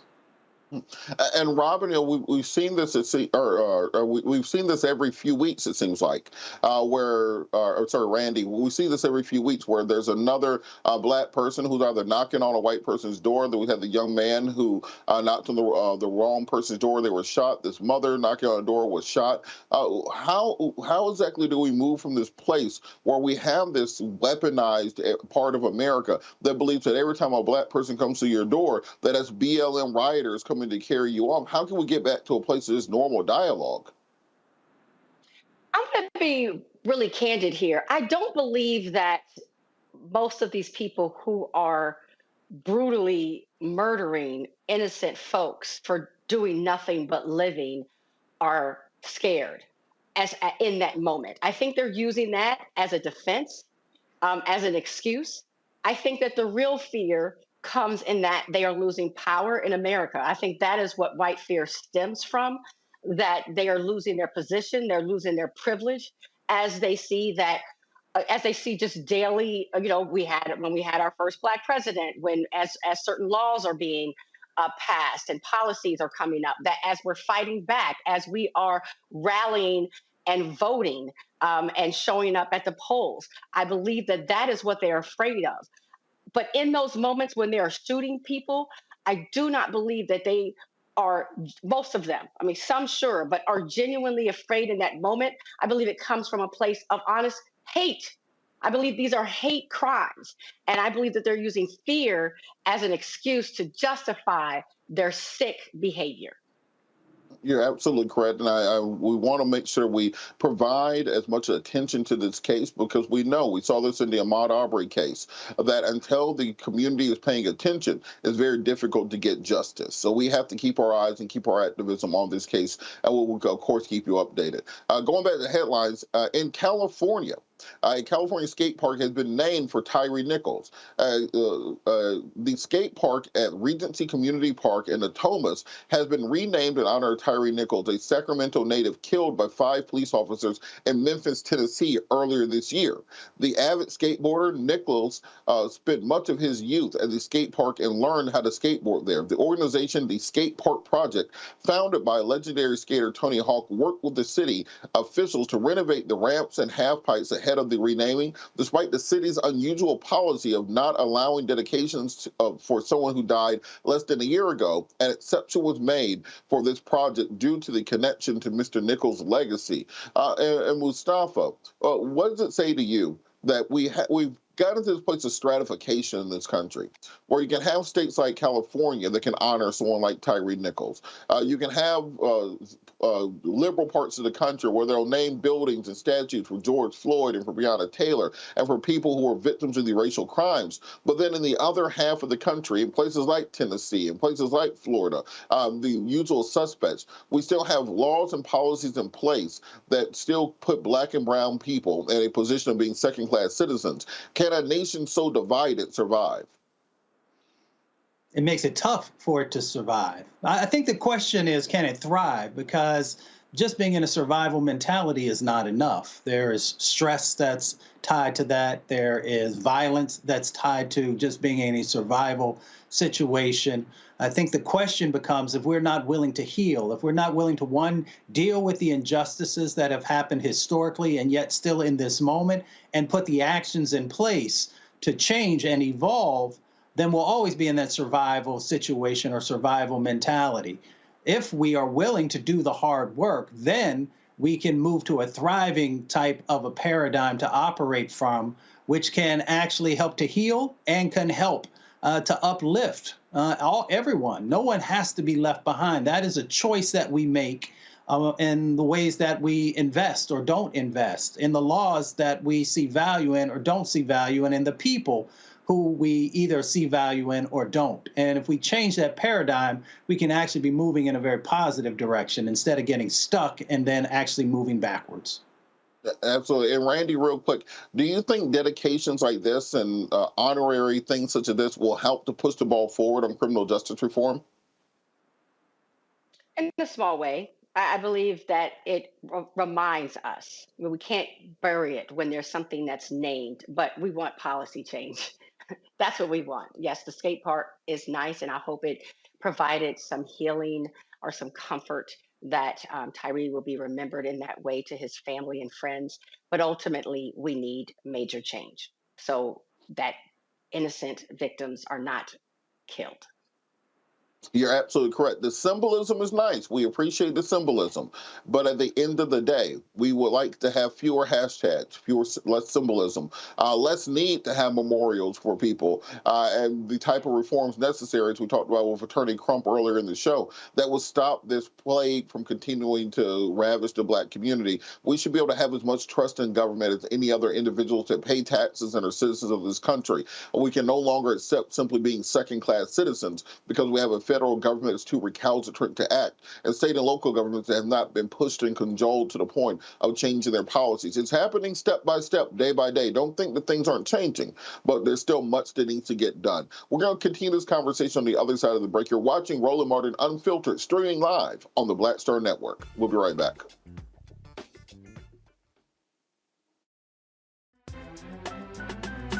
I'm Faraji Muhammad, live from LA. And this is The Culture. The Culture is a two-way conversation. You and me, we talk about the stories, politics, the good, the bad, and the downright ugly. So join our community every day at 3 p.m. Eastern and let your voice be heard. Hey, we're all in this together, so let's talk about it and see what kind of trouble we can get into. It's The Culture, weekdays at 3, only on the Black Star Network. Hatred on the streets, a horrific scene, a white nationalist rally that descended into deadly violence. White people are losing their damn minds. As an angry pro-Trump mob storms the U.S. Capitol, we've seen shooting. We're about to see the rise of what I call white minority resistance. We have seen white folks in this country who simply cannot tolerate black folks voting. I think what we're seeing is the inevitable result of violent denial. This is part of American history. Every time that people of color have made progress, whether real or symbolic, there has been what Carol Anderson at Emory University calls white rage as a backlash. This is the rise of the Proud Boys and the Boogaloo Boys. America, there's going to be more of this. Here's all the Proud Boys, guys. This country is getting increasingly racist in its behaviors and its attitudes because of the fear of white people. The fear that they're taking our jobs, they're taking our resources, they're taking our women. This is white fear.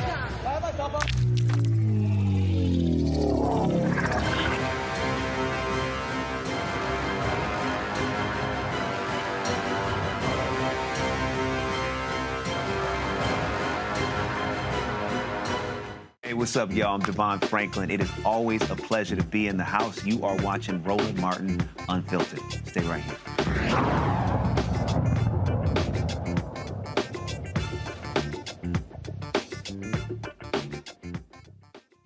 Welcome back. We're going to take you to the state of Illinois, where Illinois has become the first state in the nation to prevent and prohibit book bans. As it has been popularized by many conservative governors around the country, the new culture war issue is book banning. We've seen it in Virginia, we've seen it in Florida, we've seen it in Texas. This is where conservative parents are so outraged by the idea of adult messaging being in books that they've decided to start banning entire curriculums. Now, of course, this is all just an excuse. One, to cover for the Republican lack of policy on education. You can ask them. America has a school bus shortage and a school bus driver shortage. Around the country, we do not have enough buses or bus drivers to get kids to and from school. Do Republicans have a plan on that? Absolutely not. But do they have a plan to ban books? Absolutely. This also goes into their war on the LGBTQIAPK plus community. Conservatives have decided that the new group that they will launch a culture war on are gay people. Now, gay folks are just minding their business, not bothering nobody, but conservatives decided that the new front in the culture war would be claiming that the members of the LGBTQ community were trying to indoctrinate your children into becoming gay. That is their argument. Now, can they raise test scores? No. Can they help the kids read and write better? No. Do they have any plan to make sure that our kids can compete in the second half of the 21st century against China, against India, against all the other rising nations who want to take our position as leadership in the world? No. But can they bother gay people for no apparent reason? That's the cornerstone of the modern GOP. So today, the state has continued to challenge and axe literature from public schools and libraries across the country. Governor J.B. Pritzker signed a law prohibiting public schools and libraries from banning those sorts of books. Let's have the video from Governor Pritzker. In 2022, there were 67 attempts to ban books here in Illinois. Books about coming of age and mental health. Books about LGBTQ plus kids and teens. Books about the Black experience and racism. Renowned classics like The Kite Runner and To Kill a Mockingbird. This is not the first time in history that we've seen this. The United States has gone through periods of protests against works by authors like Charles Darwin and Mark Twain and J.D. Salinger. The argument for banning books always begins with the claim that it's about protecting the children. And yes, of course, we all want to protect our children, so they're reading age-appropriate material. But banning books from libraries isn't about that at all. Book bans are about censorship, marginalizing people, marginalizing ideas and facts. Regimes ban books, not democracies.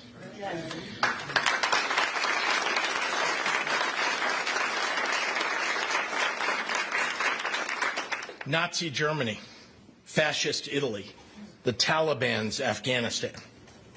We refuse to let a vitriolic strain of white nationalism coursing through our country determine whose histories are told, not in Illinois. This is the land of Lincoln, the home state of the first black president. Illinois was the first state in the nation to ratify the 13th Amendment abolishing slavery. We were the first state in the nation to ratify the 19th Amendment, guaranteeing women the right to vote. And in a few moments, Illinois will become the first state in the nation to officially ban book bans once and for all. This measure, which takes effect January 1st, says public libraries must adopt the American Library Association's Library Bill of Rights or other statements prohibiting book banning to be eligible for state money.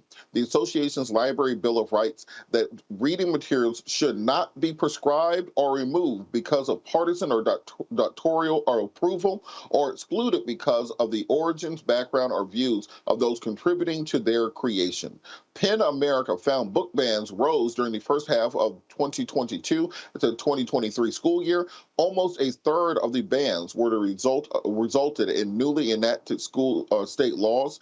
Book bans are most prevalent in 5 states: Texas, Florida, Missouri, Utah, and of course South Carolina. And Randy, I want to go to you on this. What do you think of Governor Pritzker's example, and do you think it will be picked up by other progressive states? Bravo. Bravo. I was very happy to see this news come out today. It's been disgusting with the power that people have had banning books. When Amanda Gorman's book was banned, I think it was in either South Carolina or Florida, it was one parent who complained. One parent complained and had this woman who has read the poem at the inauguration for President Biden wiped out. And so it shows the power that one very conservative person can have in these states. So something like this needed to be done. At some point, we need to stop the foolishness. So yes, I do believe, I do earnestly hope that other states will follow what Illinois has done, because we can't have it where we are indoctrinated with just one type of literature that people want us to read. It's very much like CRT. They want us not to understand the full history of America. They don't want other people's stories to get out there, other people's voices to be heard. They really just want the narrative that they want to be pushed forward. And that's control. That absolutely is not democracy. Absolutely. And Mustafa, we've seen that Ron DeSantis had a very interesting technique when it came to banning books in Florida. And so he had the goal of banning most Black history from the curriculum. And he knew that would result in blowback. You know, you're going to have protests, you're going to have marches, you're going to have rallies in opposition to that from the Black community. But what he did was, he used the undertone of homophobia that pervades many Black communities, and he used that as a way to deflect much of the blame, where he said, oh, I'm just going to ban queer studies because that shouldn't be about Black history. And I saw that ended up tamping down a lot of the potential protests against Ron DeSantis for the move that he made. What do you think it says about this country, where Republicans have figured out that just by being anti-gay, they can get other groups to align with them that are against every other part of their agenda? It's a part of their strategy and their intentionality around hate. They know that, you know, anytime there's a difference, whatever that difference might be, that they can use it as a wedge. And unfortunately, we have far too many people who fall for the okie doke and allow these types of things to happen. We've got to understand that what happens to one happens to all. It may not happen to you immediately, but it will eventually make it to you or your community. So that's why when we see these injustices happening, we have to stand together to make sure that they can't take root. We've seen through history in this country and beyond how these types of actions that the folks are doing, and I call them out, DeSantis and Abbott and the rest of them, how destructive it actually is, how it has allowed, you know, the annihilation of people. So if we really need to wake up in this moment and understand the game that is going on, but also that we have power to change the dynamics of what these folks are trying to move forward with. And Randy, you know, we've seen Governor Pritzker making more waves and getting more attention lately. We've seen Gavin Newsom announce his 28th Amendment on gun violence and do a sit-down interview with Sean Hannity, of all people. Do you think any of these people will actually hop in and attempt to challenge Biden for the Democratic nomination in 2024? I've been wondering the same thing myself as they're boldly making moves and fighting back, publicly fighting back against some of these antics that have been going on with Republicans. I've been wondering if they're going to step into the ring.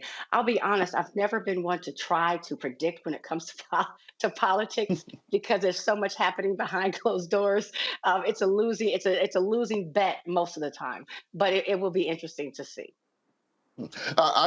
For me, I think what they're doing is they're putting themselves in a position where, hey, I'm not saying I'm going to run, but just in case anything happened, just saying I'm right here if you need me. So I'm not going to run, Right. you know, if everything's fine. But, you know, if Biden fall down or something, you know, I'm right here in case y'all need a nominee. I'm over here for you.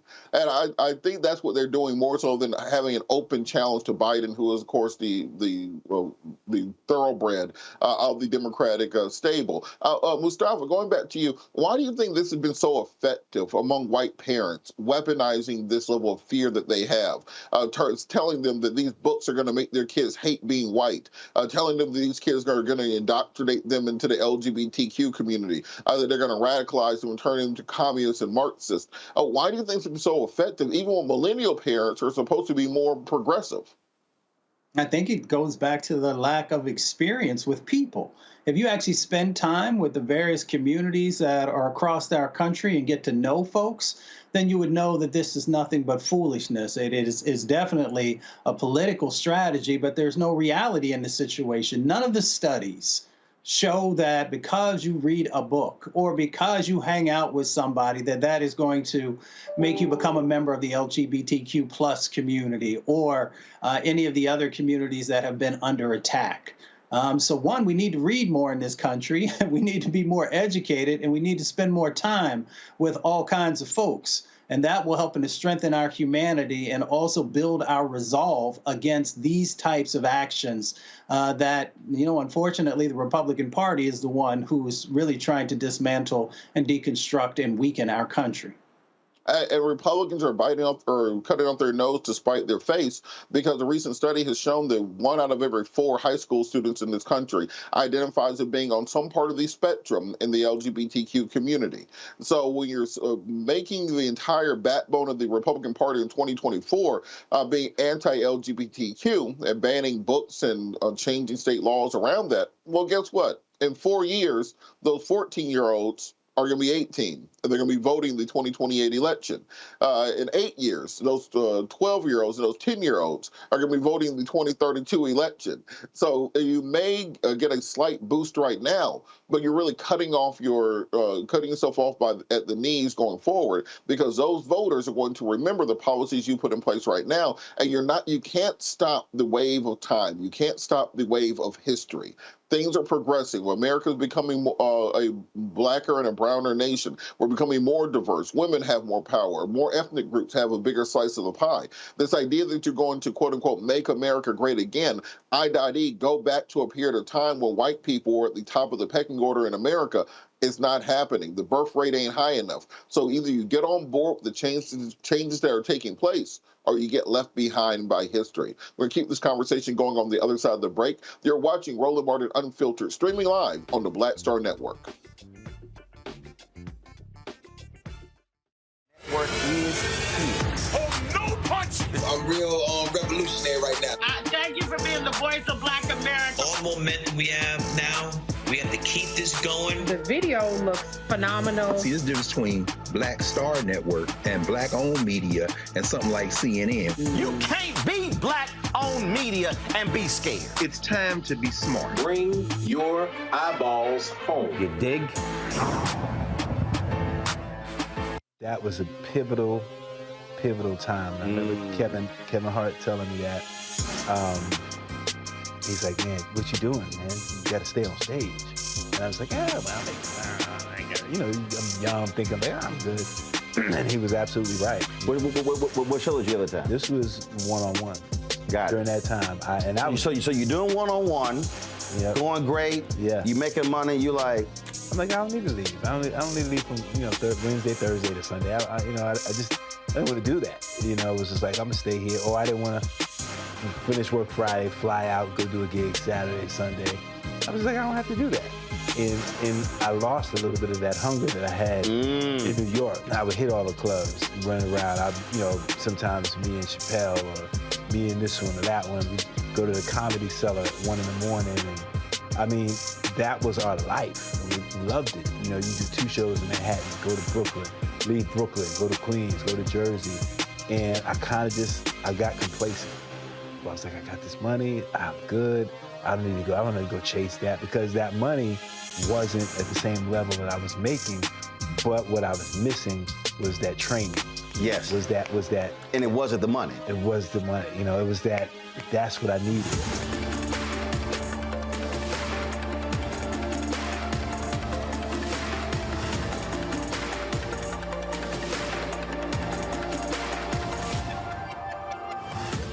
Bruce Smith, creator and executive producer of The Proud Family, Louder and Prouder.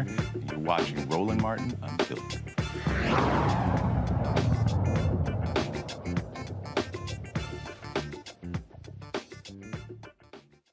Hey folks, Roland Martin here live at the White House for the Juneteenth concerts, Black History Month. I'm sitting right behind the Black Benjamin Button. What's that?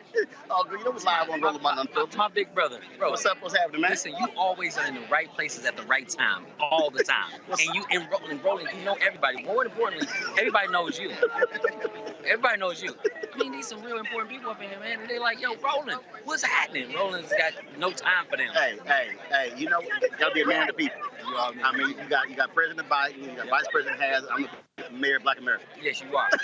You really are. You're an ambassador to mayor, all of it. And we appreciate you, but number 11. Oh, man, how you feel about being here? I feel great, man. Celebrating Juneteenth and Black culture. The amount of contributions we made, not only here in America, but around the world. And it's just great for us to continue to celebrate and never forget, our contributions and how important we are to the world. Yes, sir. All right, baby. My brother. Looking forward to it. Number 11. Yes, sir. All right, folks, I'm just giving you, so it's about to start. I just want to show y'all here. So this is the stage here. You see the staging that's right here. But the concert is going to be taking place as well. You got all the folks who are back over here. And so we got folks on the other side over here as well. The second gentleman just walked in. Of course, you got Lieutenant Governor of Michigan, who's right here as well. The Attorney General of Illinois, the Attorney General of Nevada, Kwame Roll of Illinois, Aaron Ford of Nevada. We were the Texas A&M together here at Capitol. But again, you got a lot of folks. A lot of here. I'm pointing out here Capitol. Here Capitol. Here Capitol. I gotta point that out. Yeah, the total disrespect. Yeah. Yes, I'll be extremely petty. Okay. Absolutely, because Alpha's their daddy. And so, again, we're about to start right now. We're trying to get everybody seated here. And again, this is the first ever Juneteenth concert at the White House. First ever Juneteenth concert. Shirley Davis over here, of course, the body man, Reverend Jackson, sitting next to my wife, Jackie. You look down here, a lot of people, the cast of Stars, they're here as well. You're trying to get in the show. That's what Kappa's doing. It's another little Kappa back there. Alan Williams out of Florida. He's here. The president is walking in right now, folks. And so we'll just give y'all a shot of that. There you go.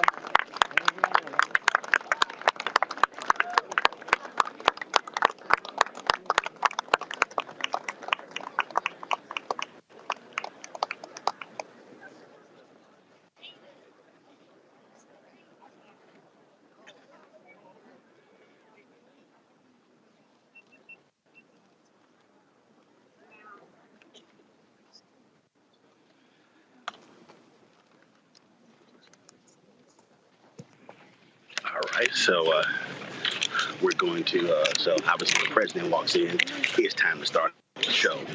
So waiting to see what is next, who's walking in next and where we're starting. As I said, President Joe Biden, you have second gentleman Doug, he's there as well. Do not see Vice President Kamala Harris here. Again, it's a packed concert. The schedule here, Lettuce is performing, Jennifer Hudson is performing, Method Man was, you talked to him earlier, of course, he was emceeing. Then we also have on here the Fisk Jubilee Singers, who's here. My man Coleman Domingo is here as well. Hey, Aaron, that's an alpha man right there. Distinguished guests. Congressman Gregory Meeks there. Here comes Vice President Kamala Harris. So she's coming out.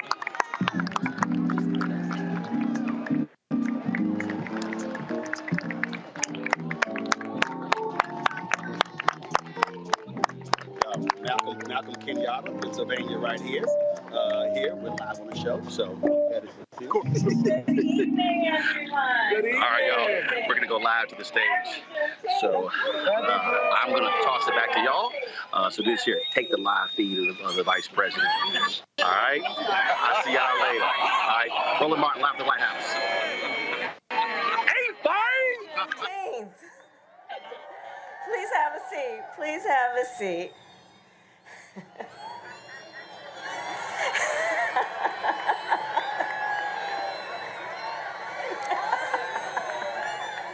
And to my Divine Nine family.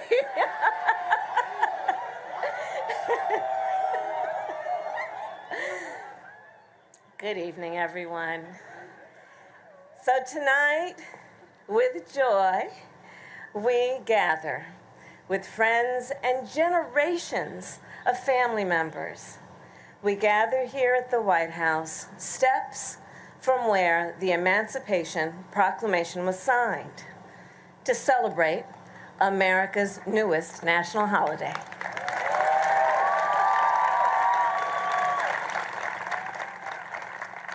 And we are joined by so many incredible leaders, including members of Congress, members of the Congressional Black Caucus, and CBC Chair Stephen Horsford.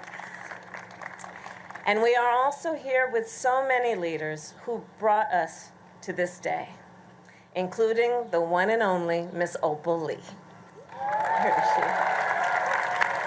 The mother of Juneteenth. So when I served in the United States Senate, I was so proud to co-sponsor a bill to make Juneteenth a federal holiday. And as Vice President, it was my honor to stand beside our President, Joe Biden, as he signed the legislation that finally made that dream a reality. Indeed. And over the past 2 years, thanks to the leadership of President Joe Biden, and because of the support of all the leaders here, our nation has made incredible progress. We have created more than 13 million jobs and achieved record low Black unemployment. We have capped the cost of insulin for our seniors at $35 a month. So folks don't have to choose between paying for insulin or being able to buy groceries. With your support, we invested an historic nearly $7 billion into our HBCUs.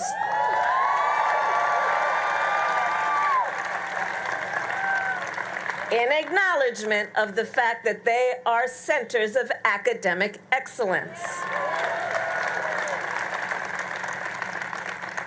And to make sure our young leaders can succeed after they graduate, we will continue to fight for student debt relief.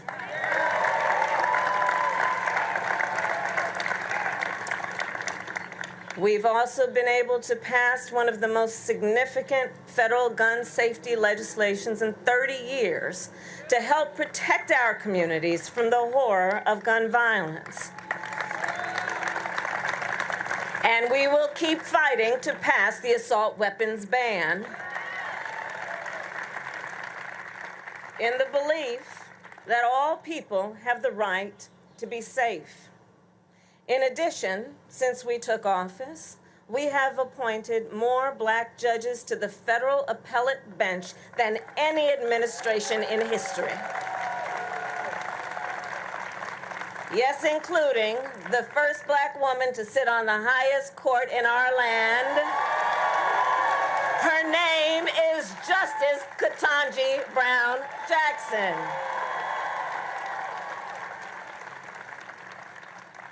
So thank you all, everyone here, for your support, and thank you for joining us tonight. This Monday, this upcoming Monday, Americans from all walks of life will again come together to celebrate Juneteenth, to honor Black excellence, culture, and community, to remember the full history of our nation, and to celebrate one of our nation's founding principles, the principle of freedom. On Juneteenth, we remember that after the Emancipation Proclamation ended slavery in the Confederacy, hundreds of thousands of Americans in Texas were kept in servitude for 2 more years. Then, on June 19th, 1865, Union troops arrived in Galveston to enforce emancipation, and the enslaved people of Texas claimed the freedom that was theirs by birth and by right.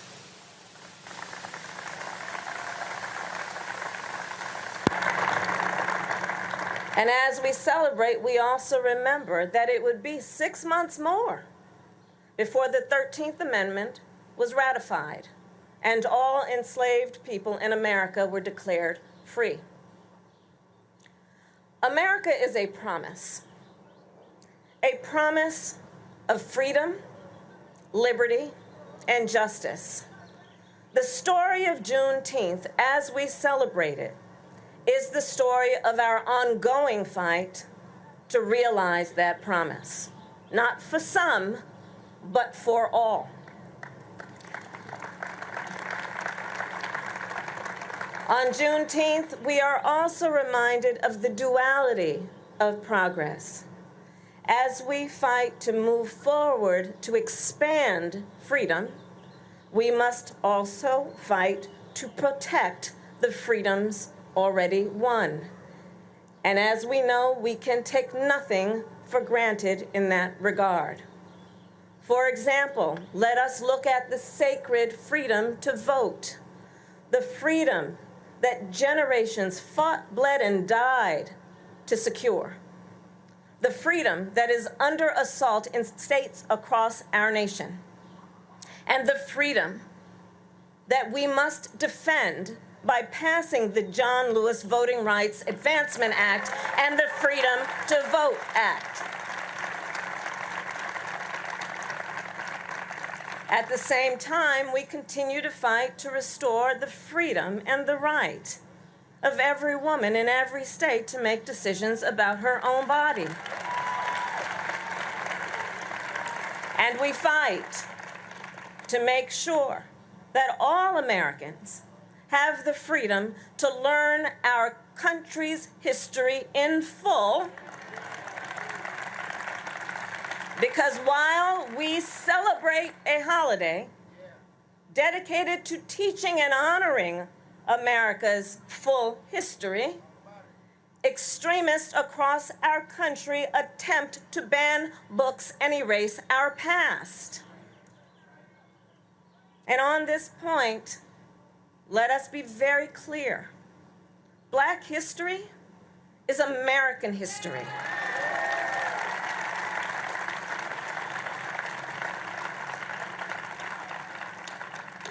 So in conclusion, as we gather tonight, let us remember the words of the great Coretta Scott King.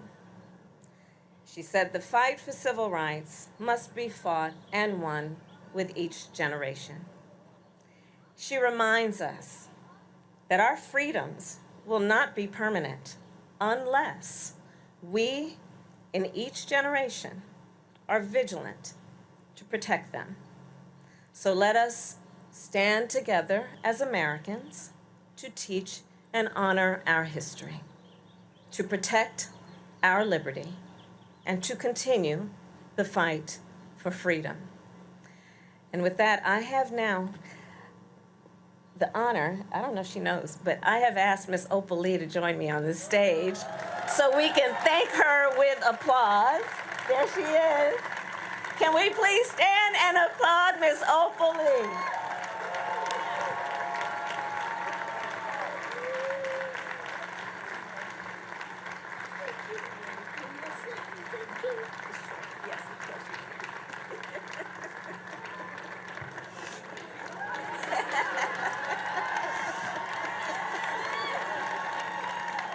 Hello, young people. And no, you're all not young people if you're not 96. Please, could I just say this to you, young folk? Make yourself a committee of one to change somebody's mind. If people can be taught to hate, they can be taught to love.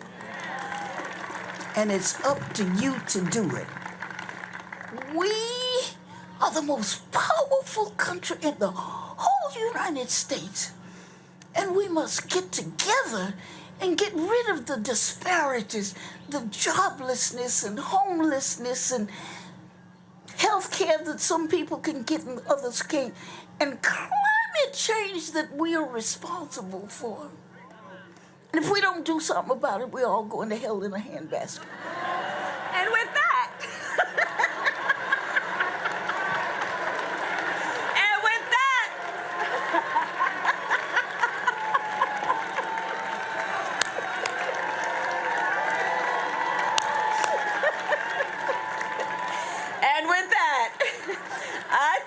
Ms. Opal Lee, for your years of advocacy, leadership, and truth-telling. Happy Juneteenth to everyone. May God bless you, and may God bless the United States of America.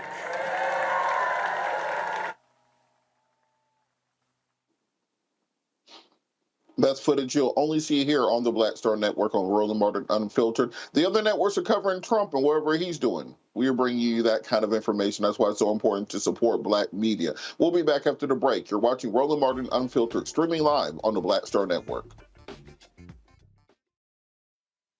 Coming up next on The Frequency, right here on the Black Star Network, Shanita Hubbard. We're talking about the ride or die chick. We're breaking it down. The stereotype of the strong Black woman. Some of us are operating with it as if it's a badge of honor. Like, you even hear Black women like aspiring to be this ride or die chick, aspiring to be this strong Black woman trope at their own expense. Next on The Frequency, right here on the Black Star Network. When you talk about Blackness and what happens in Black culture, we're about covering these things that matter to us, speaking to our issues and concerns. This is a genuine people-powered movement. There's a lot of stuff that we're not getting. You get it, and you spread the word. We wish to plead our own cause. Too long have others spoken for us. We cannot tell our own story if we can't pay for it. This is about covering us. Invest in Black-owned media. Your dollars matter. We don't have to keep asking them to cover our stuff. So please support us in what we do, folks. We want to hit 2,000 people, $50 this month, raise $100,000. We're behind 100,000, so we want to hit that. Y'all money makes this possible. Checks and money orders go to P.O. Box 57196, Washington, D.C. 20037-0196. The Cash App is $RM Unfiltered. PayPal is R Martin Unfiltered. Venmo is RM Unfiltered. Zelle is Roland at RolandSMartin.com. I am Tommy Davidson. I play Oscar on Proud Family, Louder and Prouder. Right now, I'm rolling with Roland Martin, unfiltered, uncut, unplugged, and undamn believable. You hear me?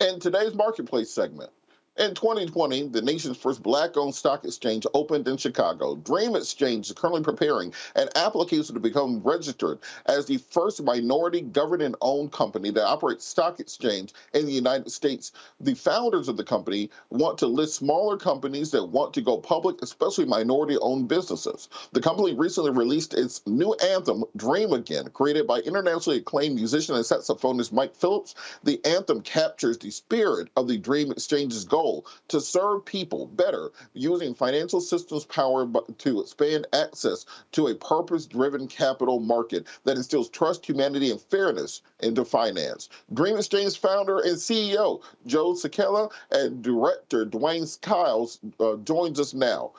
Men, how are you doing this evening? Doing well, thanks. How are you? Great. Thank you for having us. Thank both of you for joining us. I'm excited about this. So, Joe, can you tell us what is Dream Exchange and why is it essential as part of this conversation about civil rights? So, Dream Exchange is on its way, hopefully by the end of this year, to being a licensed stock exchange, a registered exchange, just like New York Stock Exchange, the NASDAQ. One of the 7 that exist now will be the 8th. So, you know, in direct competition. Why is it important to civil rights? Well, we've made progress for the last 60 years, but there's one final element that Dwayne and I are really focused on, and that's prosperity. We need to bring the prosperity that was part of Dr. King's vision for America, and really by creating the first Black-owned and controlled stock exchange in the history of the country, we believe we're going to open the capital market system to people who've never had access to it before. And that really is the final, as Dr. King said, we're coming to cash the check. So it's a perfect way to build prosperity in our communities, which is going to really lift the community and get the prosperity that we need in the underserved marketplace. Absolutely, and just for people who don't know, you know, most people understand kind of the idea and concept of a stock exchange, but what does a stock exchange do, and what will the Dream Exchange allow Black businesses to do? So stock exchanges really do 2 things. The first one that everybody's familiar with, the IPOs, they form capital for companies where people can go and get all the money that they need to expand their business.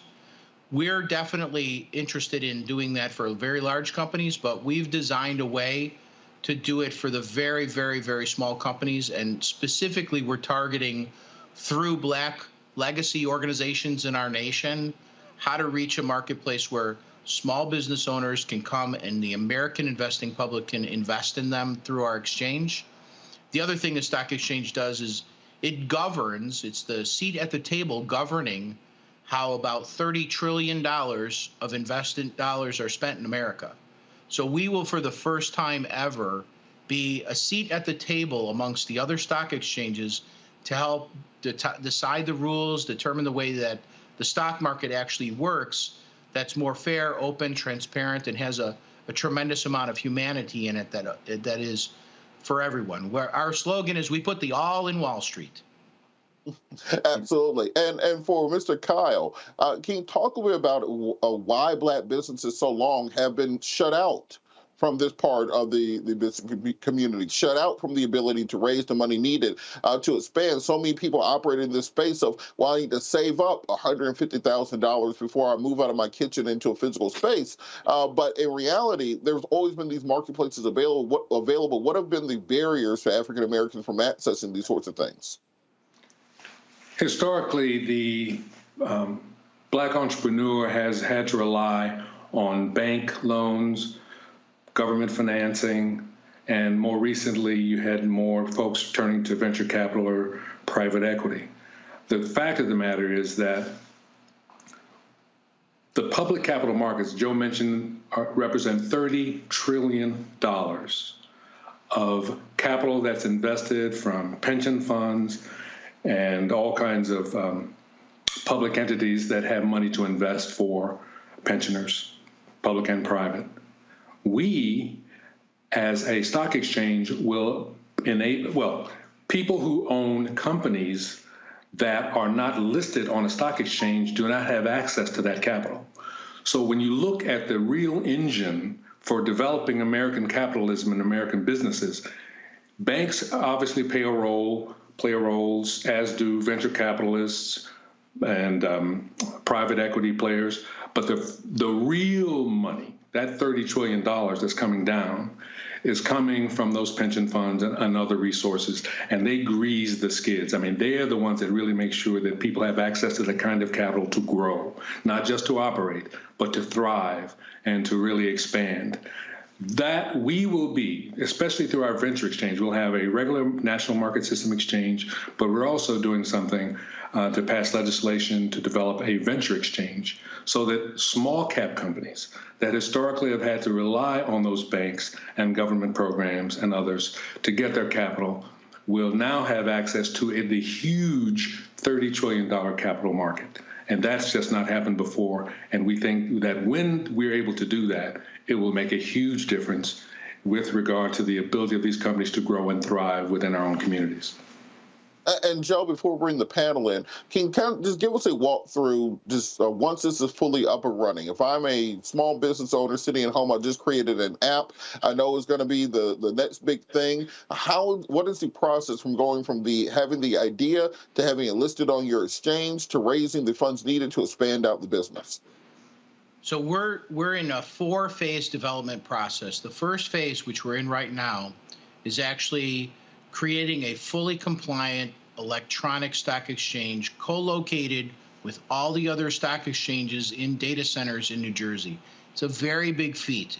It's taken 2 years of technology development to get us to where we are today, and we have that done. Then we become registered to be in the marketplace as an exchange. As soon as that occurs, which will be early next year, large capital companies that are looking for a lot more than the little guys that Dwayne just mentioned, that will begin that process early next year. During this time, we're going to be educating the marketplace. We're going to be going out, and the answer to your question is, we want the business owners to come to us so they can actually be trained to use the tools we're creating.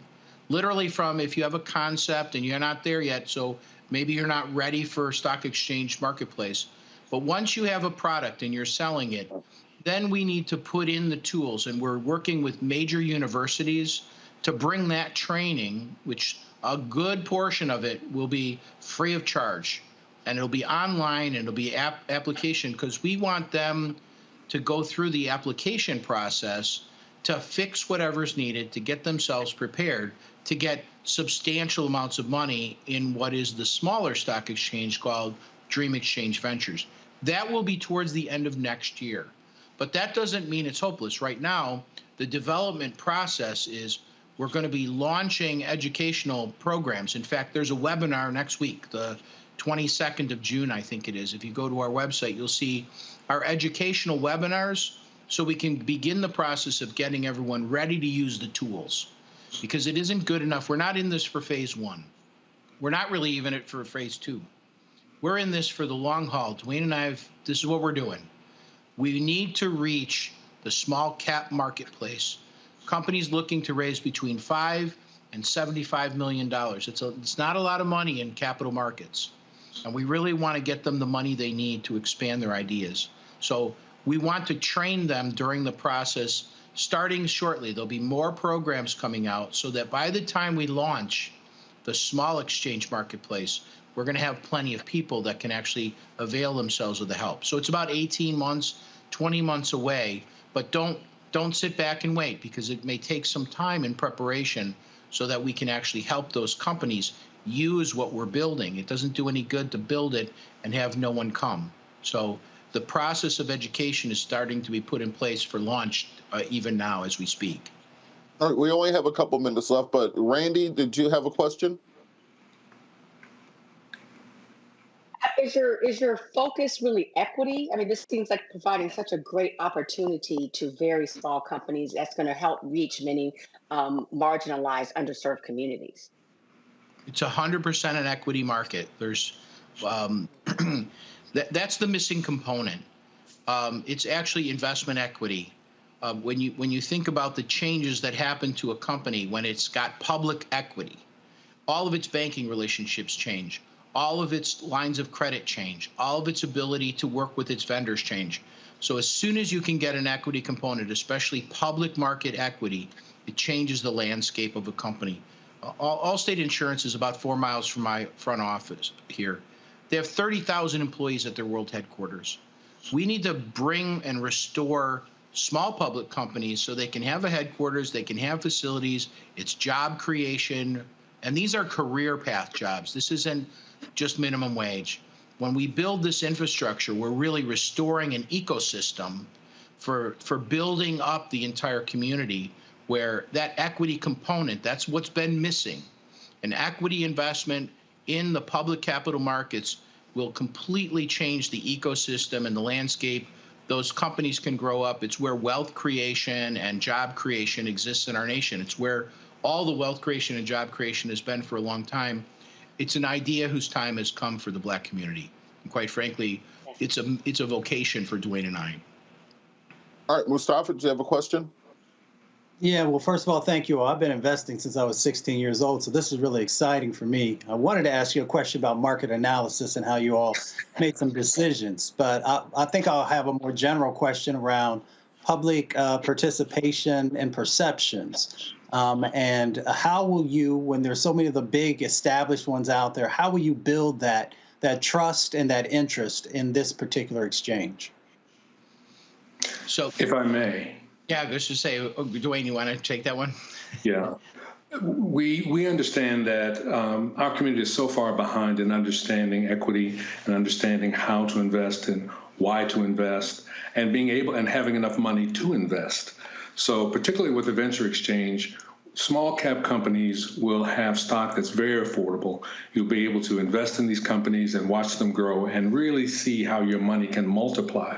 That's what's going to be, I think, the tipping point for our community. When people see that you can take your money in these smaller companies that have been vetted and really have been shown to be worth investing your money in, you will see that money grow exponentially with these companies that are really successful. And that, I think, is going to be a game changer.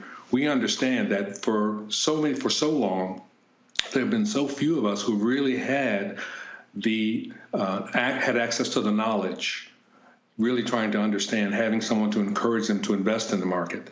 We plan to invest heavily, particularly through our foundation, in educational programs through the existing legacy organizations that are out there to provide financial literacy training and really helping kids to learn in experiential ways how to solve the problems in their community by being entrepreneurial and really engaging in the other aspects of their community. So education is going to be key. And if we can really get the cooperation of these organizations and individuals in the community who have influence, we think we can really change the game and begin to really move the needle. And highlight one other thing. I think this can't be understated enough. We're organically coming through the community. Our presence in the legacy organizations we're working with and going to have a presence. We have an agreement with the Chicago Urban League. We're working with the National Black Chamber of Commerce. We're going to work with the National Business League. So our organic growth bridges this gap to we want to physically be there in the presence of the company, and we're going to be staffing it like it's retail so that the tools can be delivered so that we can actually deliver help. No one comes to us with an idea and is kicked to the curb. We're here to help. We're here to expand on those things. So the trust is going to be in the proof will be in the delivering it organically through the community itself, because we are the community. We want to be a complete and integral part of where Black-owned businesses go for finance so we can reach the public.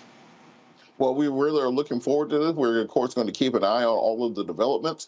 Keep us updated on when you're ready. I guess my idea is kicking around right now. They might need some IPO in the next couple of years. If you stay ready, you got to get ready. Thank you to us, Joe and Dwayne, for joining us today. Also got to thank our panel, Randy and Mustafa, for this most important day of news coverage. Got to thank Roland for letting me keep the seat warm for him. After we sign off here, we're going to go directly back to the White House to the Juneteenth Juneteenth concert.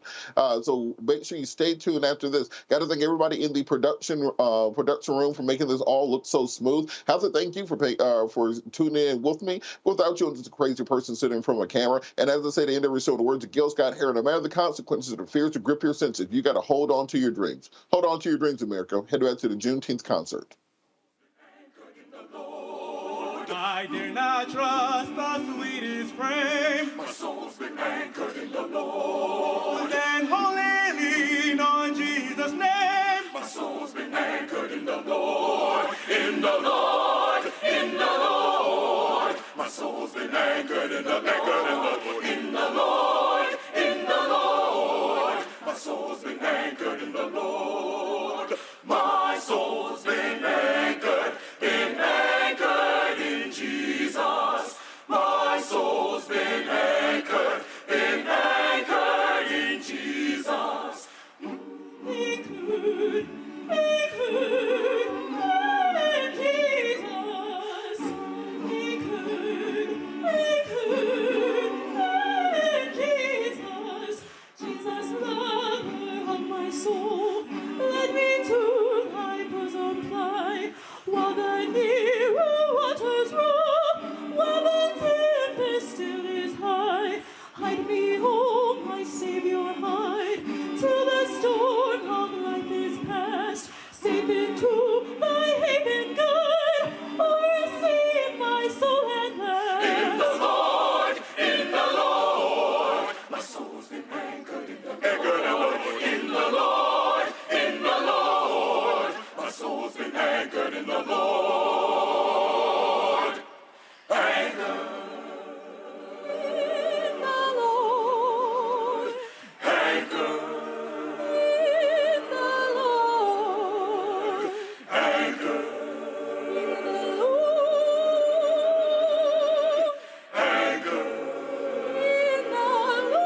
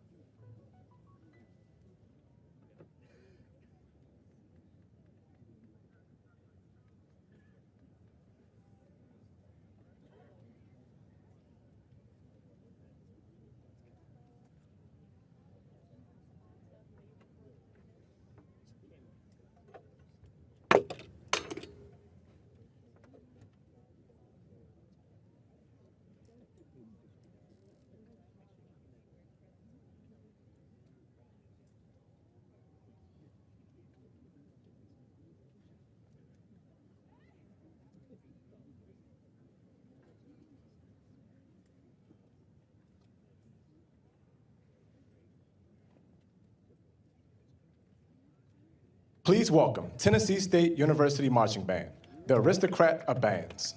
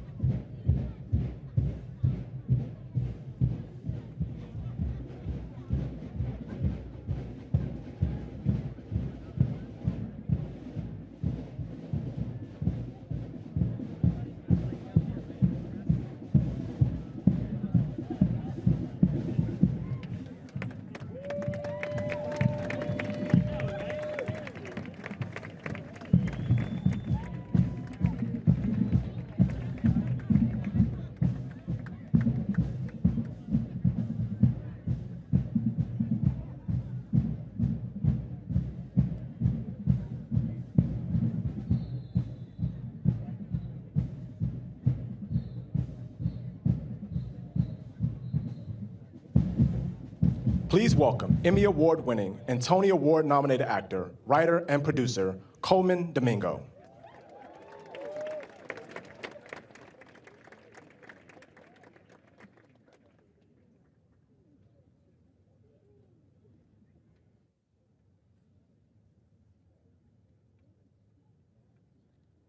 Hello. There we go. Oh, hello. How's that? How y'all doing this evening? Wait, how y'all doing this evening? On this Juneteenth? Come on, we're our ancestors' wildest dreams. Give some love. Good evening, Mr. President. Good evening, Vice President Harris and Mr. Emhoff. Let's go to the next one.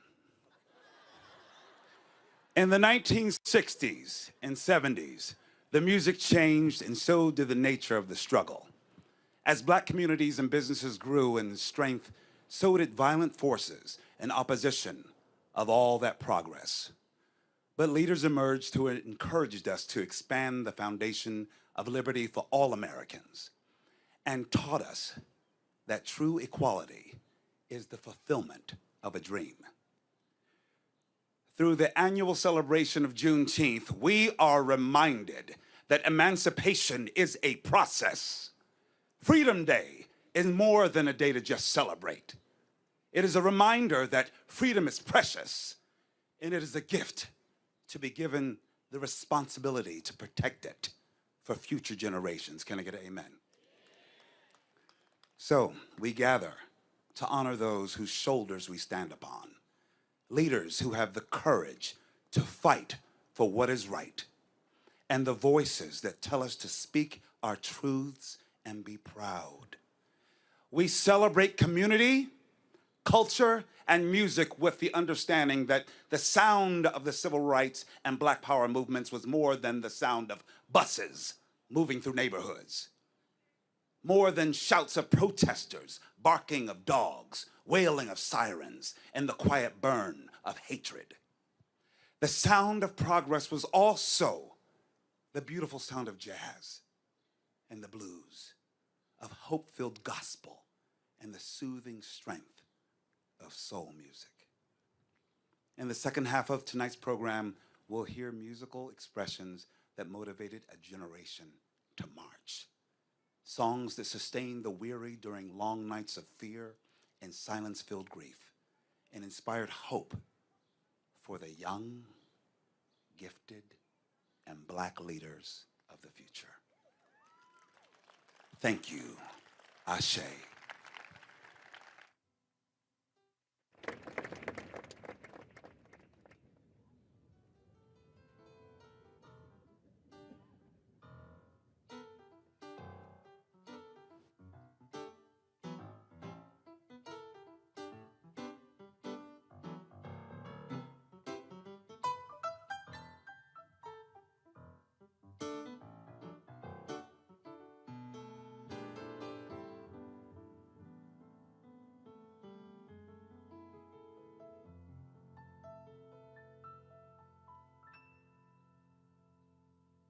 Please welcome Emmy, Grammy, and 6-time Tony Award winner, Audra McDonald.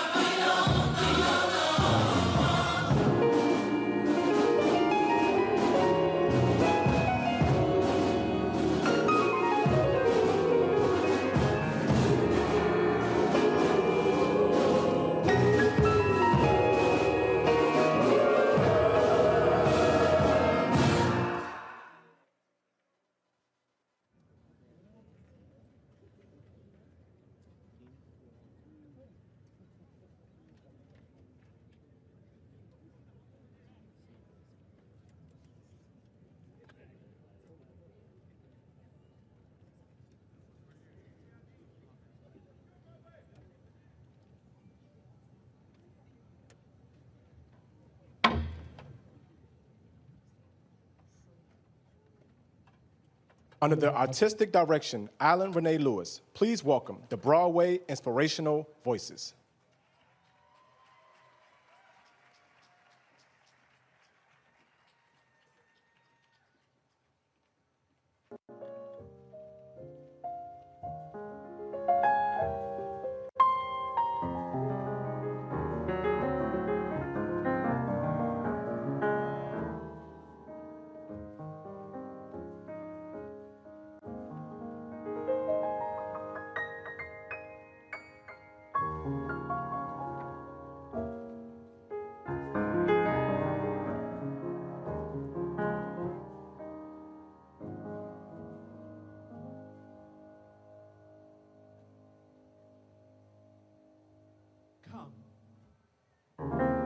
Take a journey with us to 1932.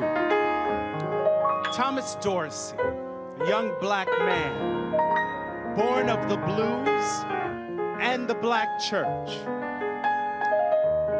Under unimaginable tragedy, put his pen to the page, and in his anguish, he wrote these words: "Precious Lord, take my hand." This song, making its way through the pews and the airways, became a pillar in the fight for freedom. It helped people who needed change, people who were suffering, people who were under the weight of oppression, people who knew that the only way to get to the other side of whatever it was that they were going through was to let the Lord lead the way.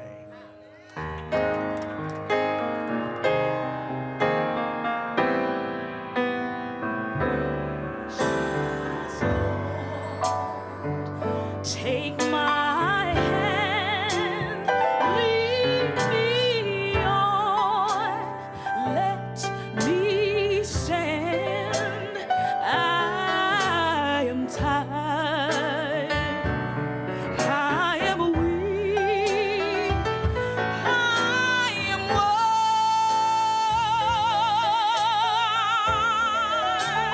through the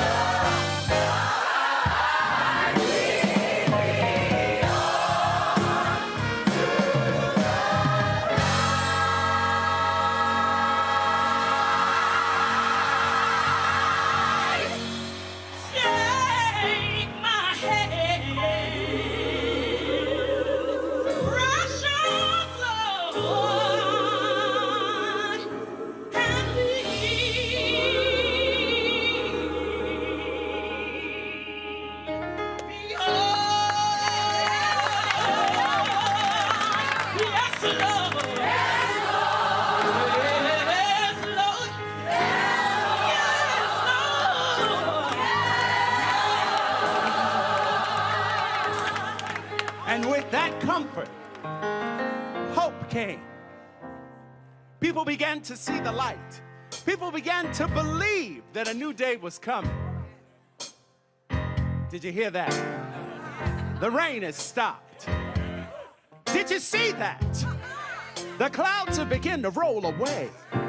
Did you feel that? Trouble once again has come to pass and not to stay. You see, friends, we may not be where we want to be, but thank God we're not where we used to be. I tell you once again, the storm is passing over.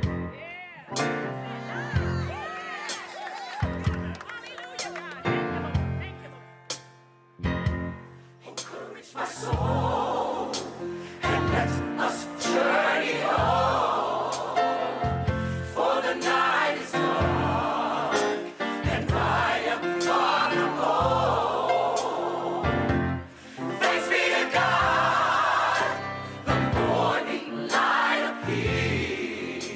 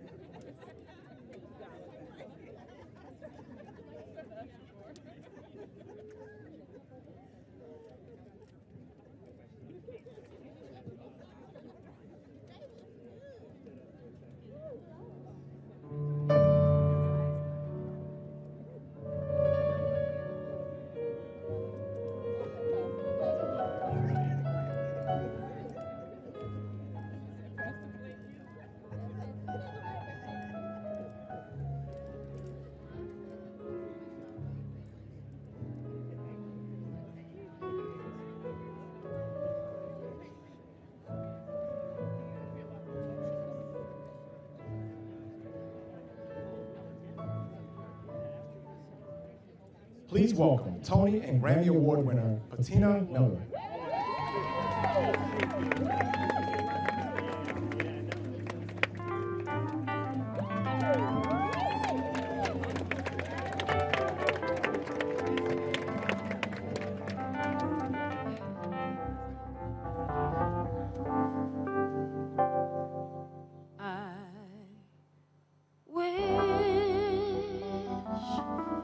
I knew how it would feel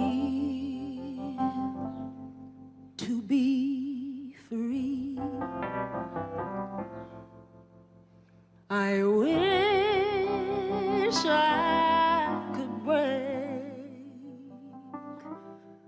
all the chains holding me. I wish I could say all the things that I should say. Say it loud, say it clear, say it for the whole round world to hear.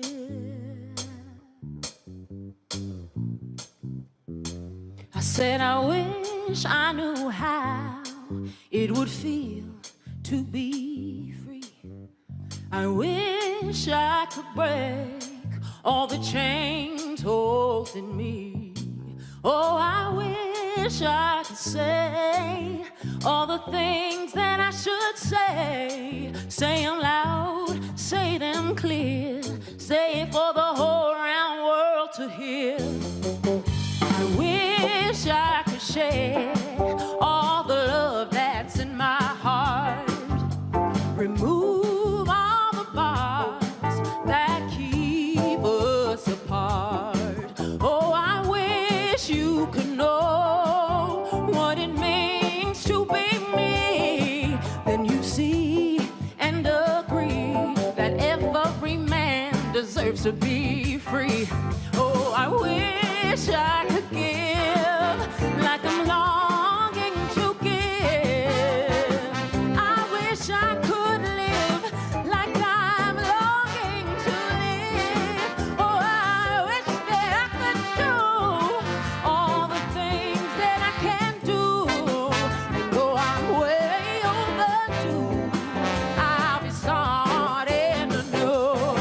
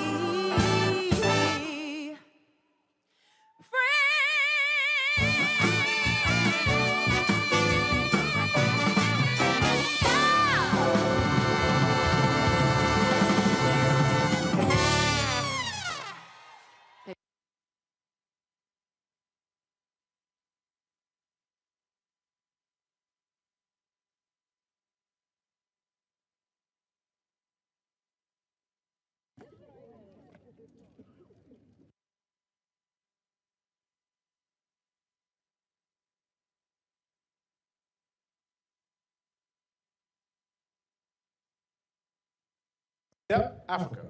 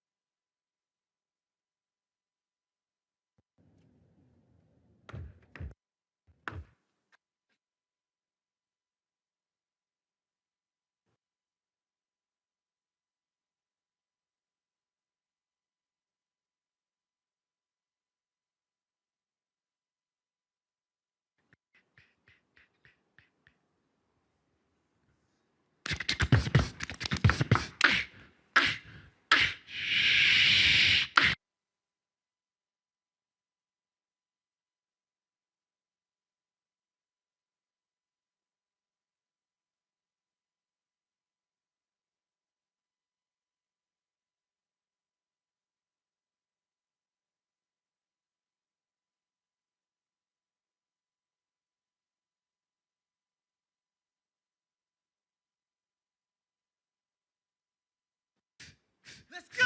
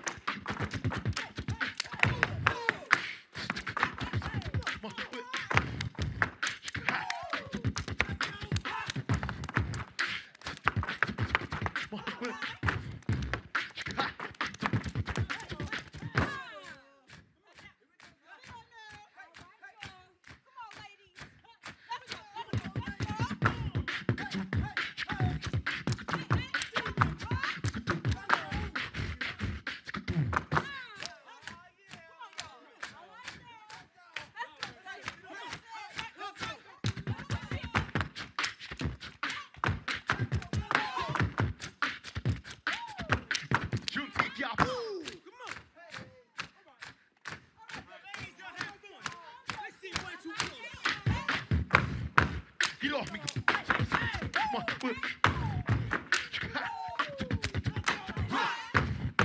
Get off me. Come on.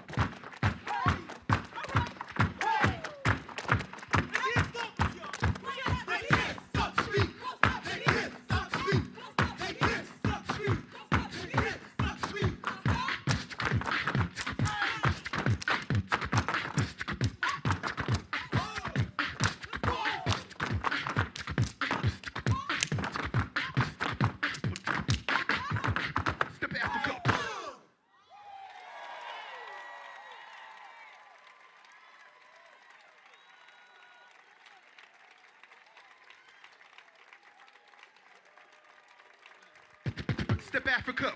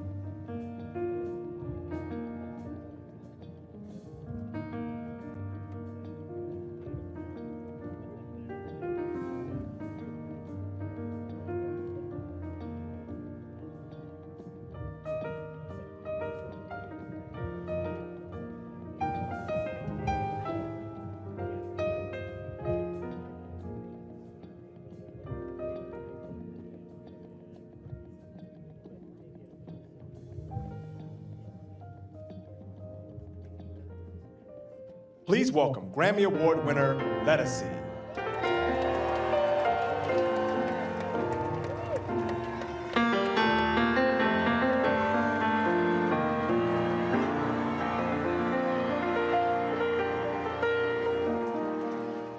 There's a lot of people out here.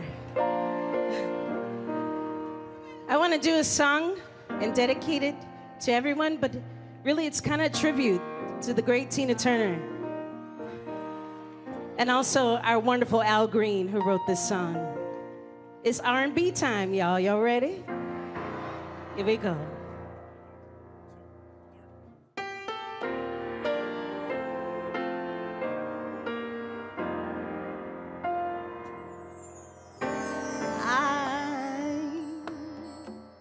I'm so in love with you. Whatever you want to do is all right with me. You make me feel so brand new. I wanna spend my life with you. Let me say since, babe, since we've been together, loving you forever is all I need. Let me be the one you come running to.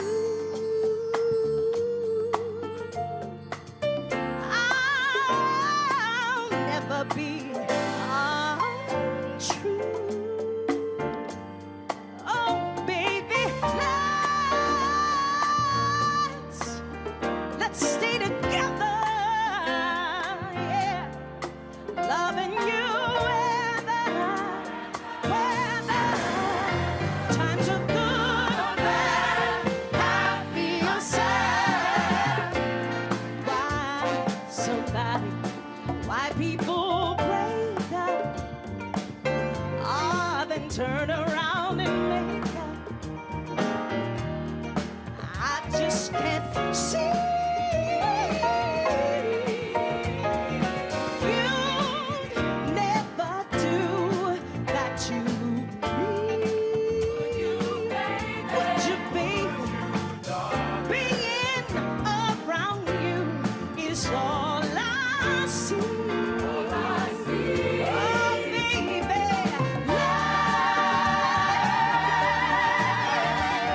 let's stay together. Loving you whether times are good or bad, happy or sad.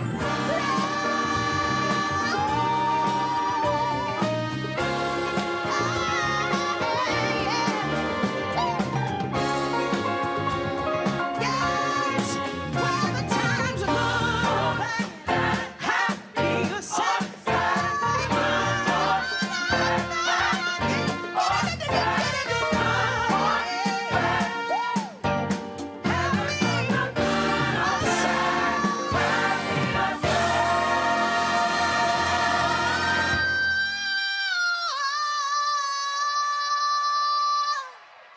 Let's stay together.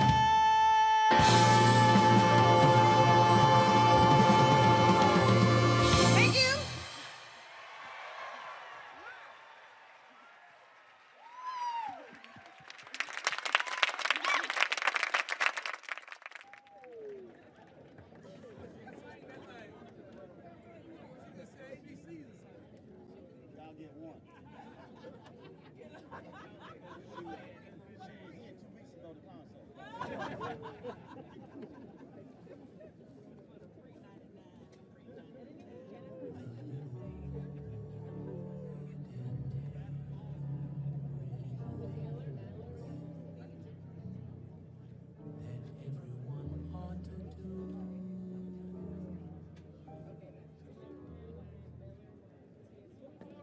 Our demand, our determination and our numbers, we shall splinter the segregated South into 1,000 pieces and put them together in the image of God and democracy.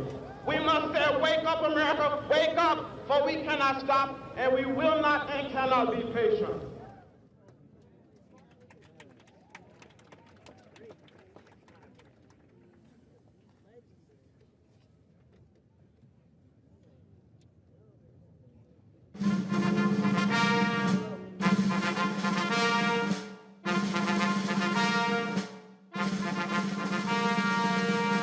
Distinguished guests, the President of the United States, accompanied by Ashley Biden.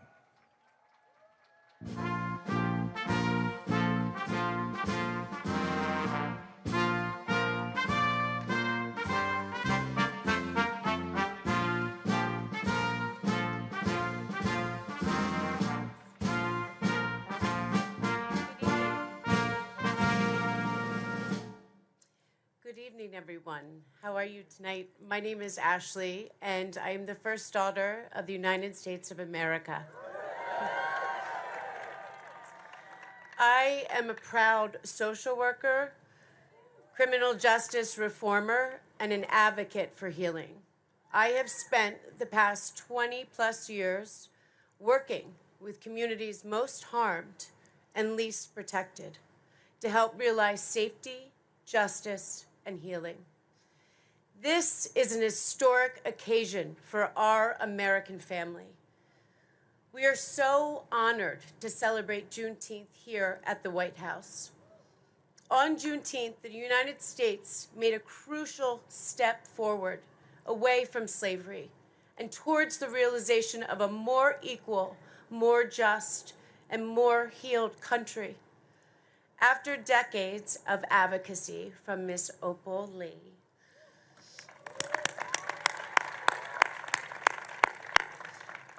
my dad, Joe Biden, made Juneteenth officially a federal holiday.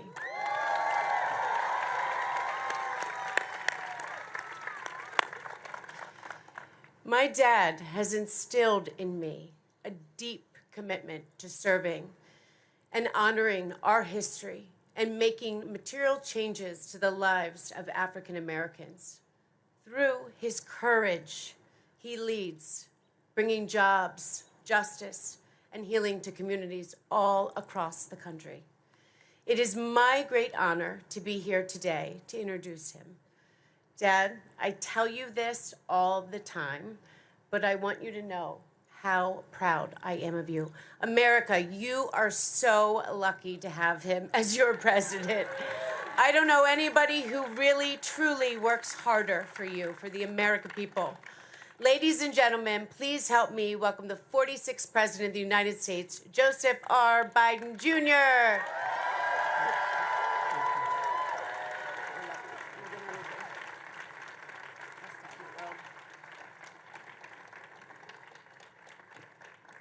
My name is Joe Biden. I'm Ashley's father. She's the love of my life and the life of my love. Oh no, I couldn't be prouder of her. Thank you all for being here. Our outstanding Vice President Kamala Harris, the second gentleman, members of the Cabinet and the Congress, grandmother to the movement of Juneteenth, a federal holiday, Miss Oprah Lee. Opal, thank you for being here. You're the reason we're here in large part. And a special thanks to tonight's gifted performers. You know, I was leaning over and telling Kamala, I followed some tough acts. I've spoken before Nobel Prize winners. I've spoken before after the Pope. I've spoken to every Medal of Honor winners, military heroes. But my Lord, I've never spoken before a group like this. I had the honor to bestow some of our nation's highest awards to some of our most important black artists, writers, performers, producers, theater and ballet companies. To paraphrase Maya Angelou, people will never forget how you make them feel. And you all made us feel incredibly well. Tonight's performers helped us feel the power of Juneteenth, Black Music Month, among other things. As Kamala described earlier, to honor the true meaning of Juneteenth, our entire administration is continuing to charge forward to literally redeem the soul of America. When I announced I was running the first time, I said I was running for 3 reasons. And even some of my staff thought I was crazy. I said, one of the first reasons is to restore the soul of America. Restore decency and honor. Let me just add this. To me, making Juneteenth a federal holiday wasn't just a symbolic gesture. It was a statement of fact for this country. To acknowledge the origin of the original sin of slavery. To understand the war was never fought over it. It wasn't just about the Union, but it was most fundamentally about the country and freedom. To remember the Emancipation Proclamation wasn't just a document. It captured the essence of freedom that galvanized the country. It proved that some ideas are more powerful. They can't be denied. It's a reminder that the promise of America is we all are created equal in the image of God, and we deserve to be treated equally throughout our entire lives. We're the most unique country in America, in the world. Other countries are founded based on faith, on ethnicity, on other things, religion. But we are founded on an idea, unlike any other country in the world. And we hold these truths to be self-evident, that all men and women are created equal, endowed by the Creator with certain inalienable rights. While we never fully lived up to that promise, we've never walked away from it either. On our best days, enough of us have the guts and the heart to stand up for the best in us. It matters. It really matters. As the past few years remind us, our freedoms have been put at risk by racism that's still too powerful a force. You know, I was a kid in the civil rights movement. And I used to think, I honestly believed that you could defeat hate. But hate only hides. It hides under the rocks. And when given oxygen, just a little oxygen, it comes roaring back out again. And we have to stand up and deny it the oxygen. So Juneteenth, as a federal holiday, is meant to breathe a new life into the very essence of America. To make sure all Americans feel the power of this day and the progress we can make as a country. To choose love over hate, unity over disunion, and progress over retreat. Choosing to remember history, not erase it. To read books, not ban them. No matter how hard some people try.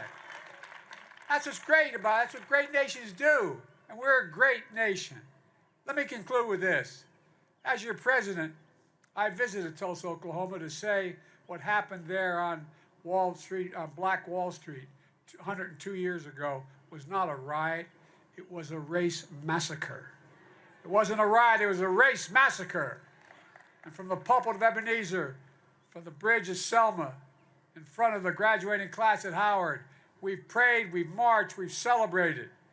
And here at the White House, we've hosted champion teams with black athletes, continuing the legacy of social activism advocacy.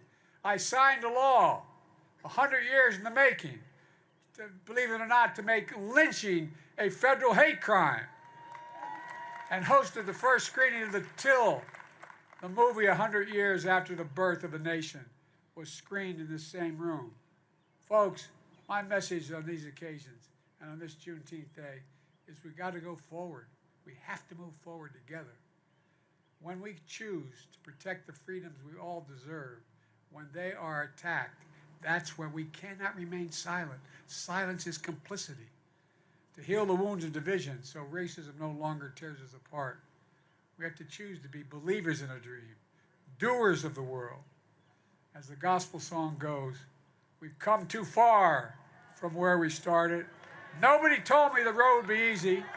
I don't believe he brought me this far, so leave me.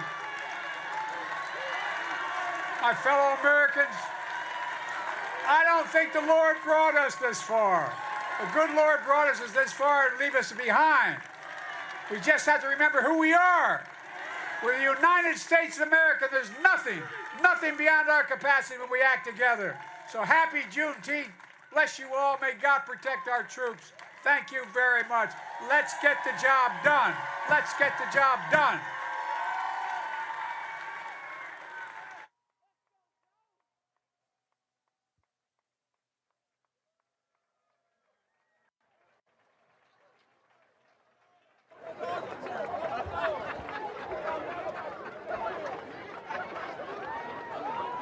Please welcome the youngest female Emmy, Grammy, Oscar, and Tony winner in history, Jennifer Hudson.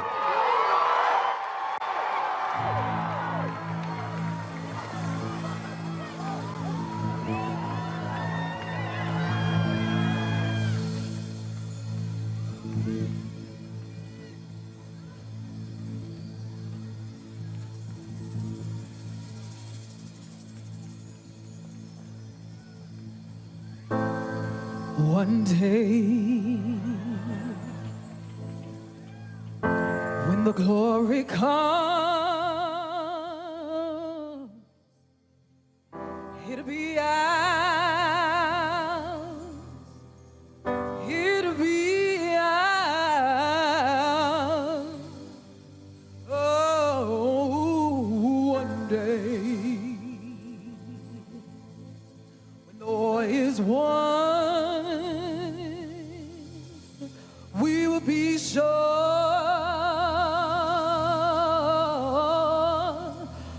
we will be sure.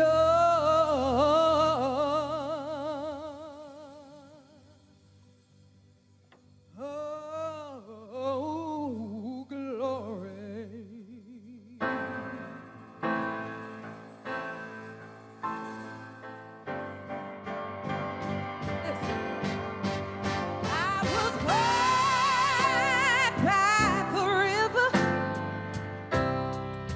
In the little tents,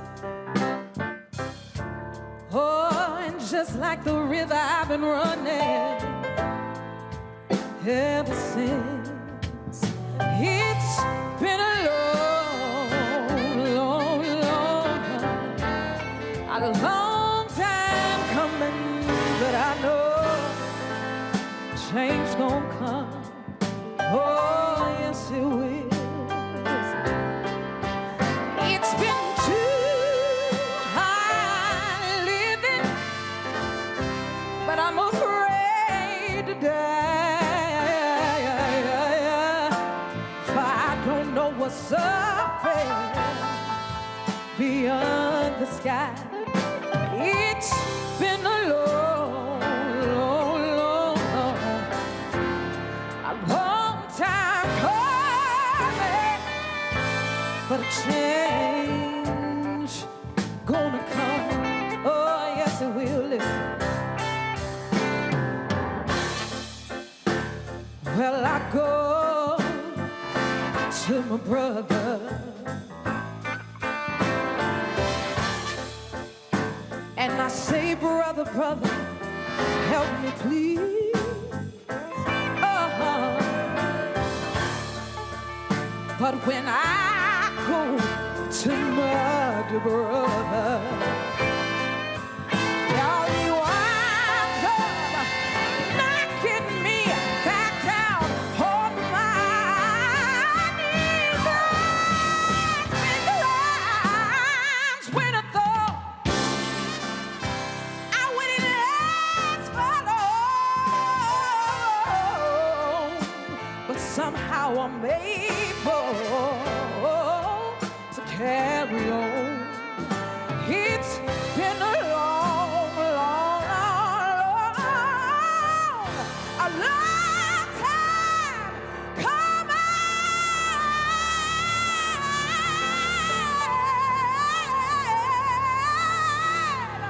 but I know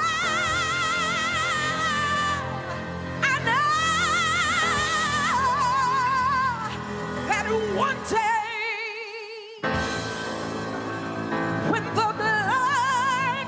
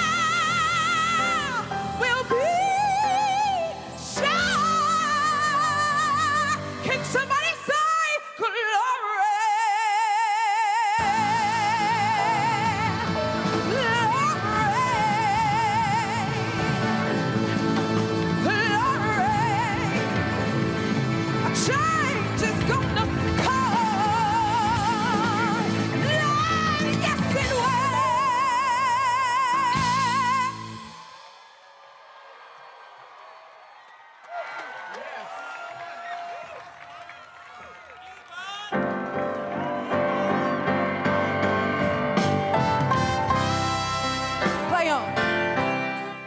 Woo. And I'm afraid to die,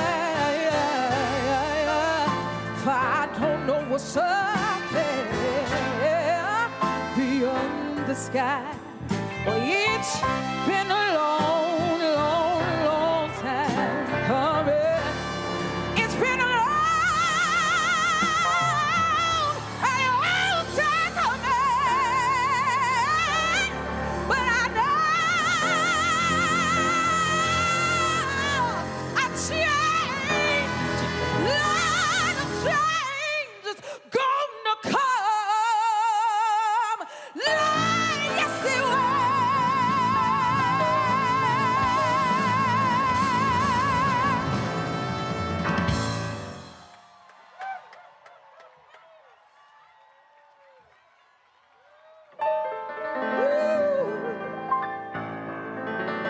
Oh, yeah.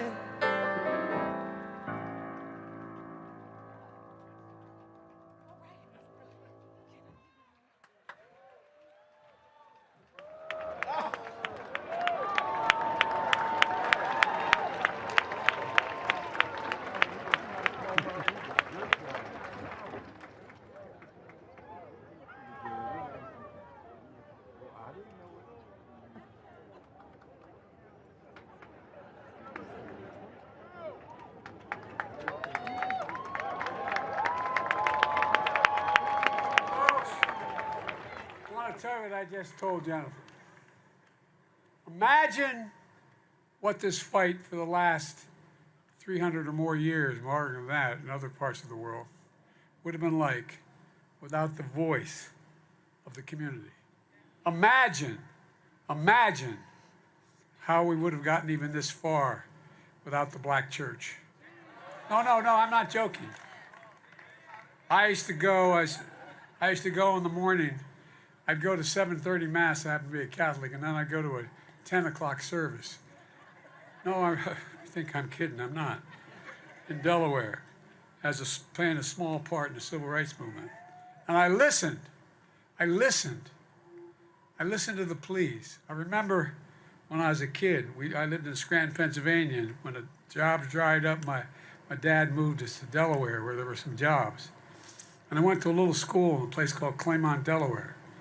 And it was on what used to be I-95. It was a 4-lane highway, but it was access.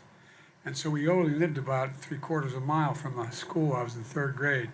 But we had to be driven there because it was too dangerous to walk up the street. And I remember walking by, and one day turned in the parking lot of this Holy Rosary School, and I saw a bus going by. And they're all African-American kids in it. And I turned to my mom, because there weren't many African-Americans in Scranton. And I said, "What's that about, Mom? Why are they all, they used to say, colored kids on that bus?" And my mom said, "They're not allowed to go to school in any of the public schools here." And I thought to myself, how can that be? And I had a father who used to say to me, "Joey," I later learned it was an expression that wasn't original to him, that silence is complicity. Silence is complicity. So I want you all to know,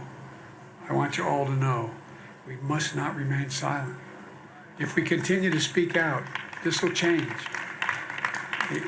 As I said, I think the single most consequential thing the black church has done is give people hope. Give people hope, really and truly. So thank you all for being here.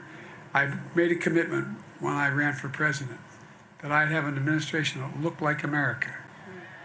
We have more African Americans in high positions, starting with the Vice President of the United States of America.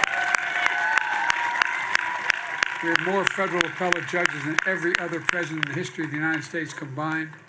We have an administration that will begin to look like America. And when that happens, we're going to finally put this to an end.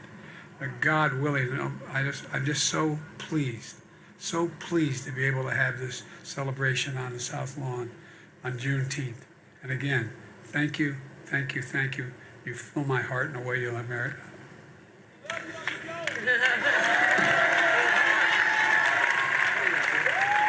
Thank you.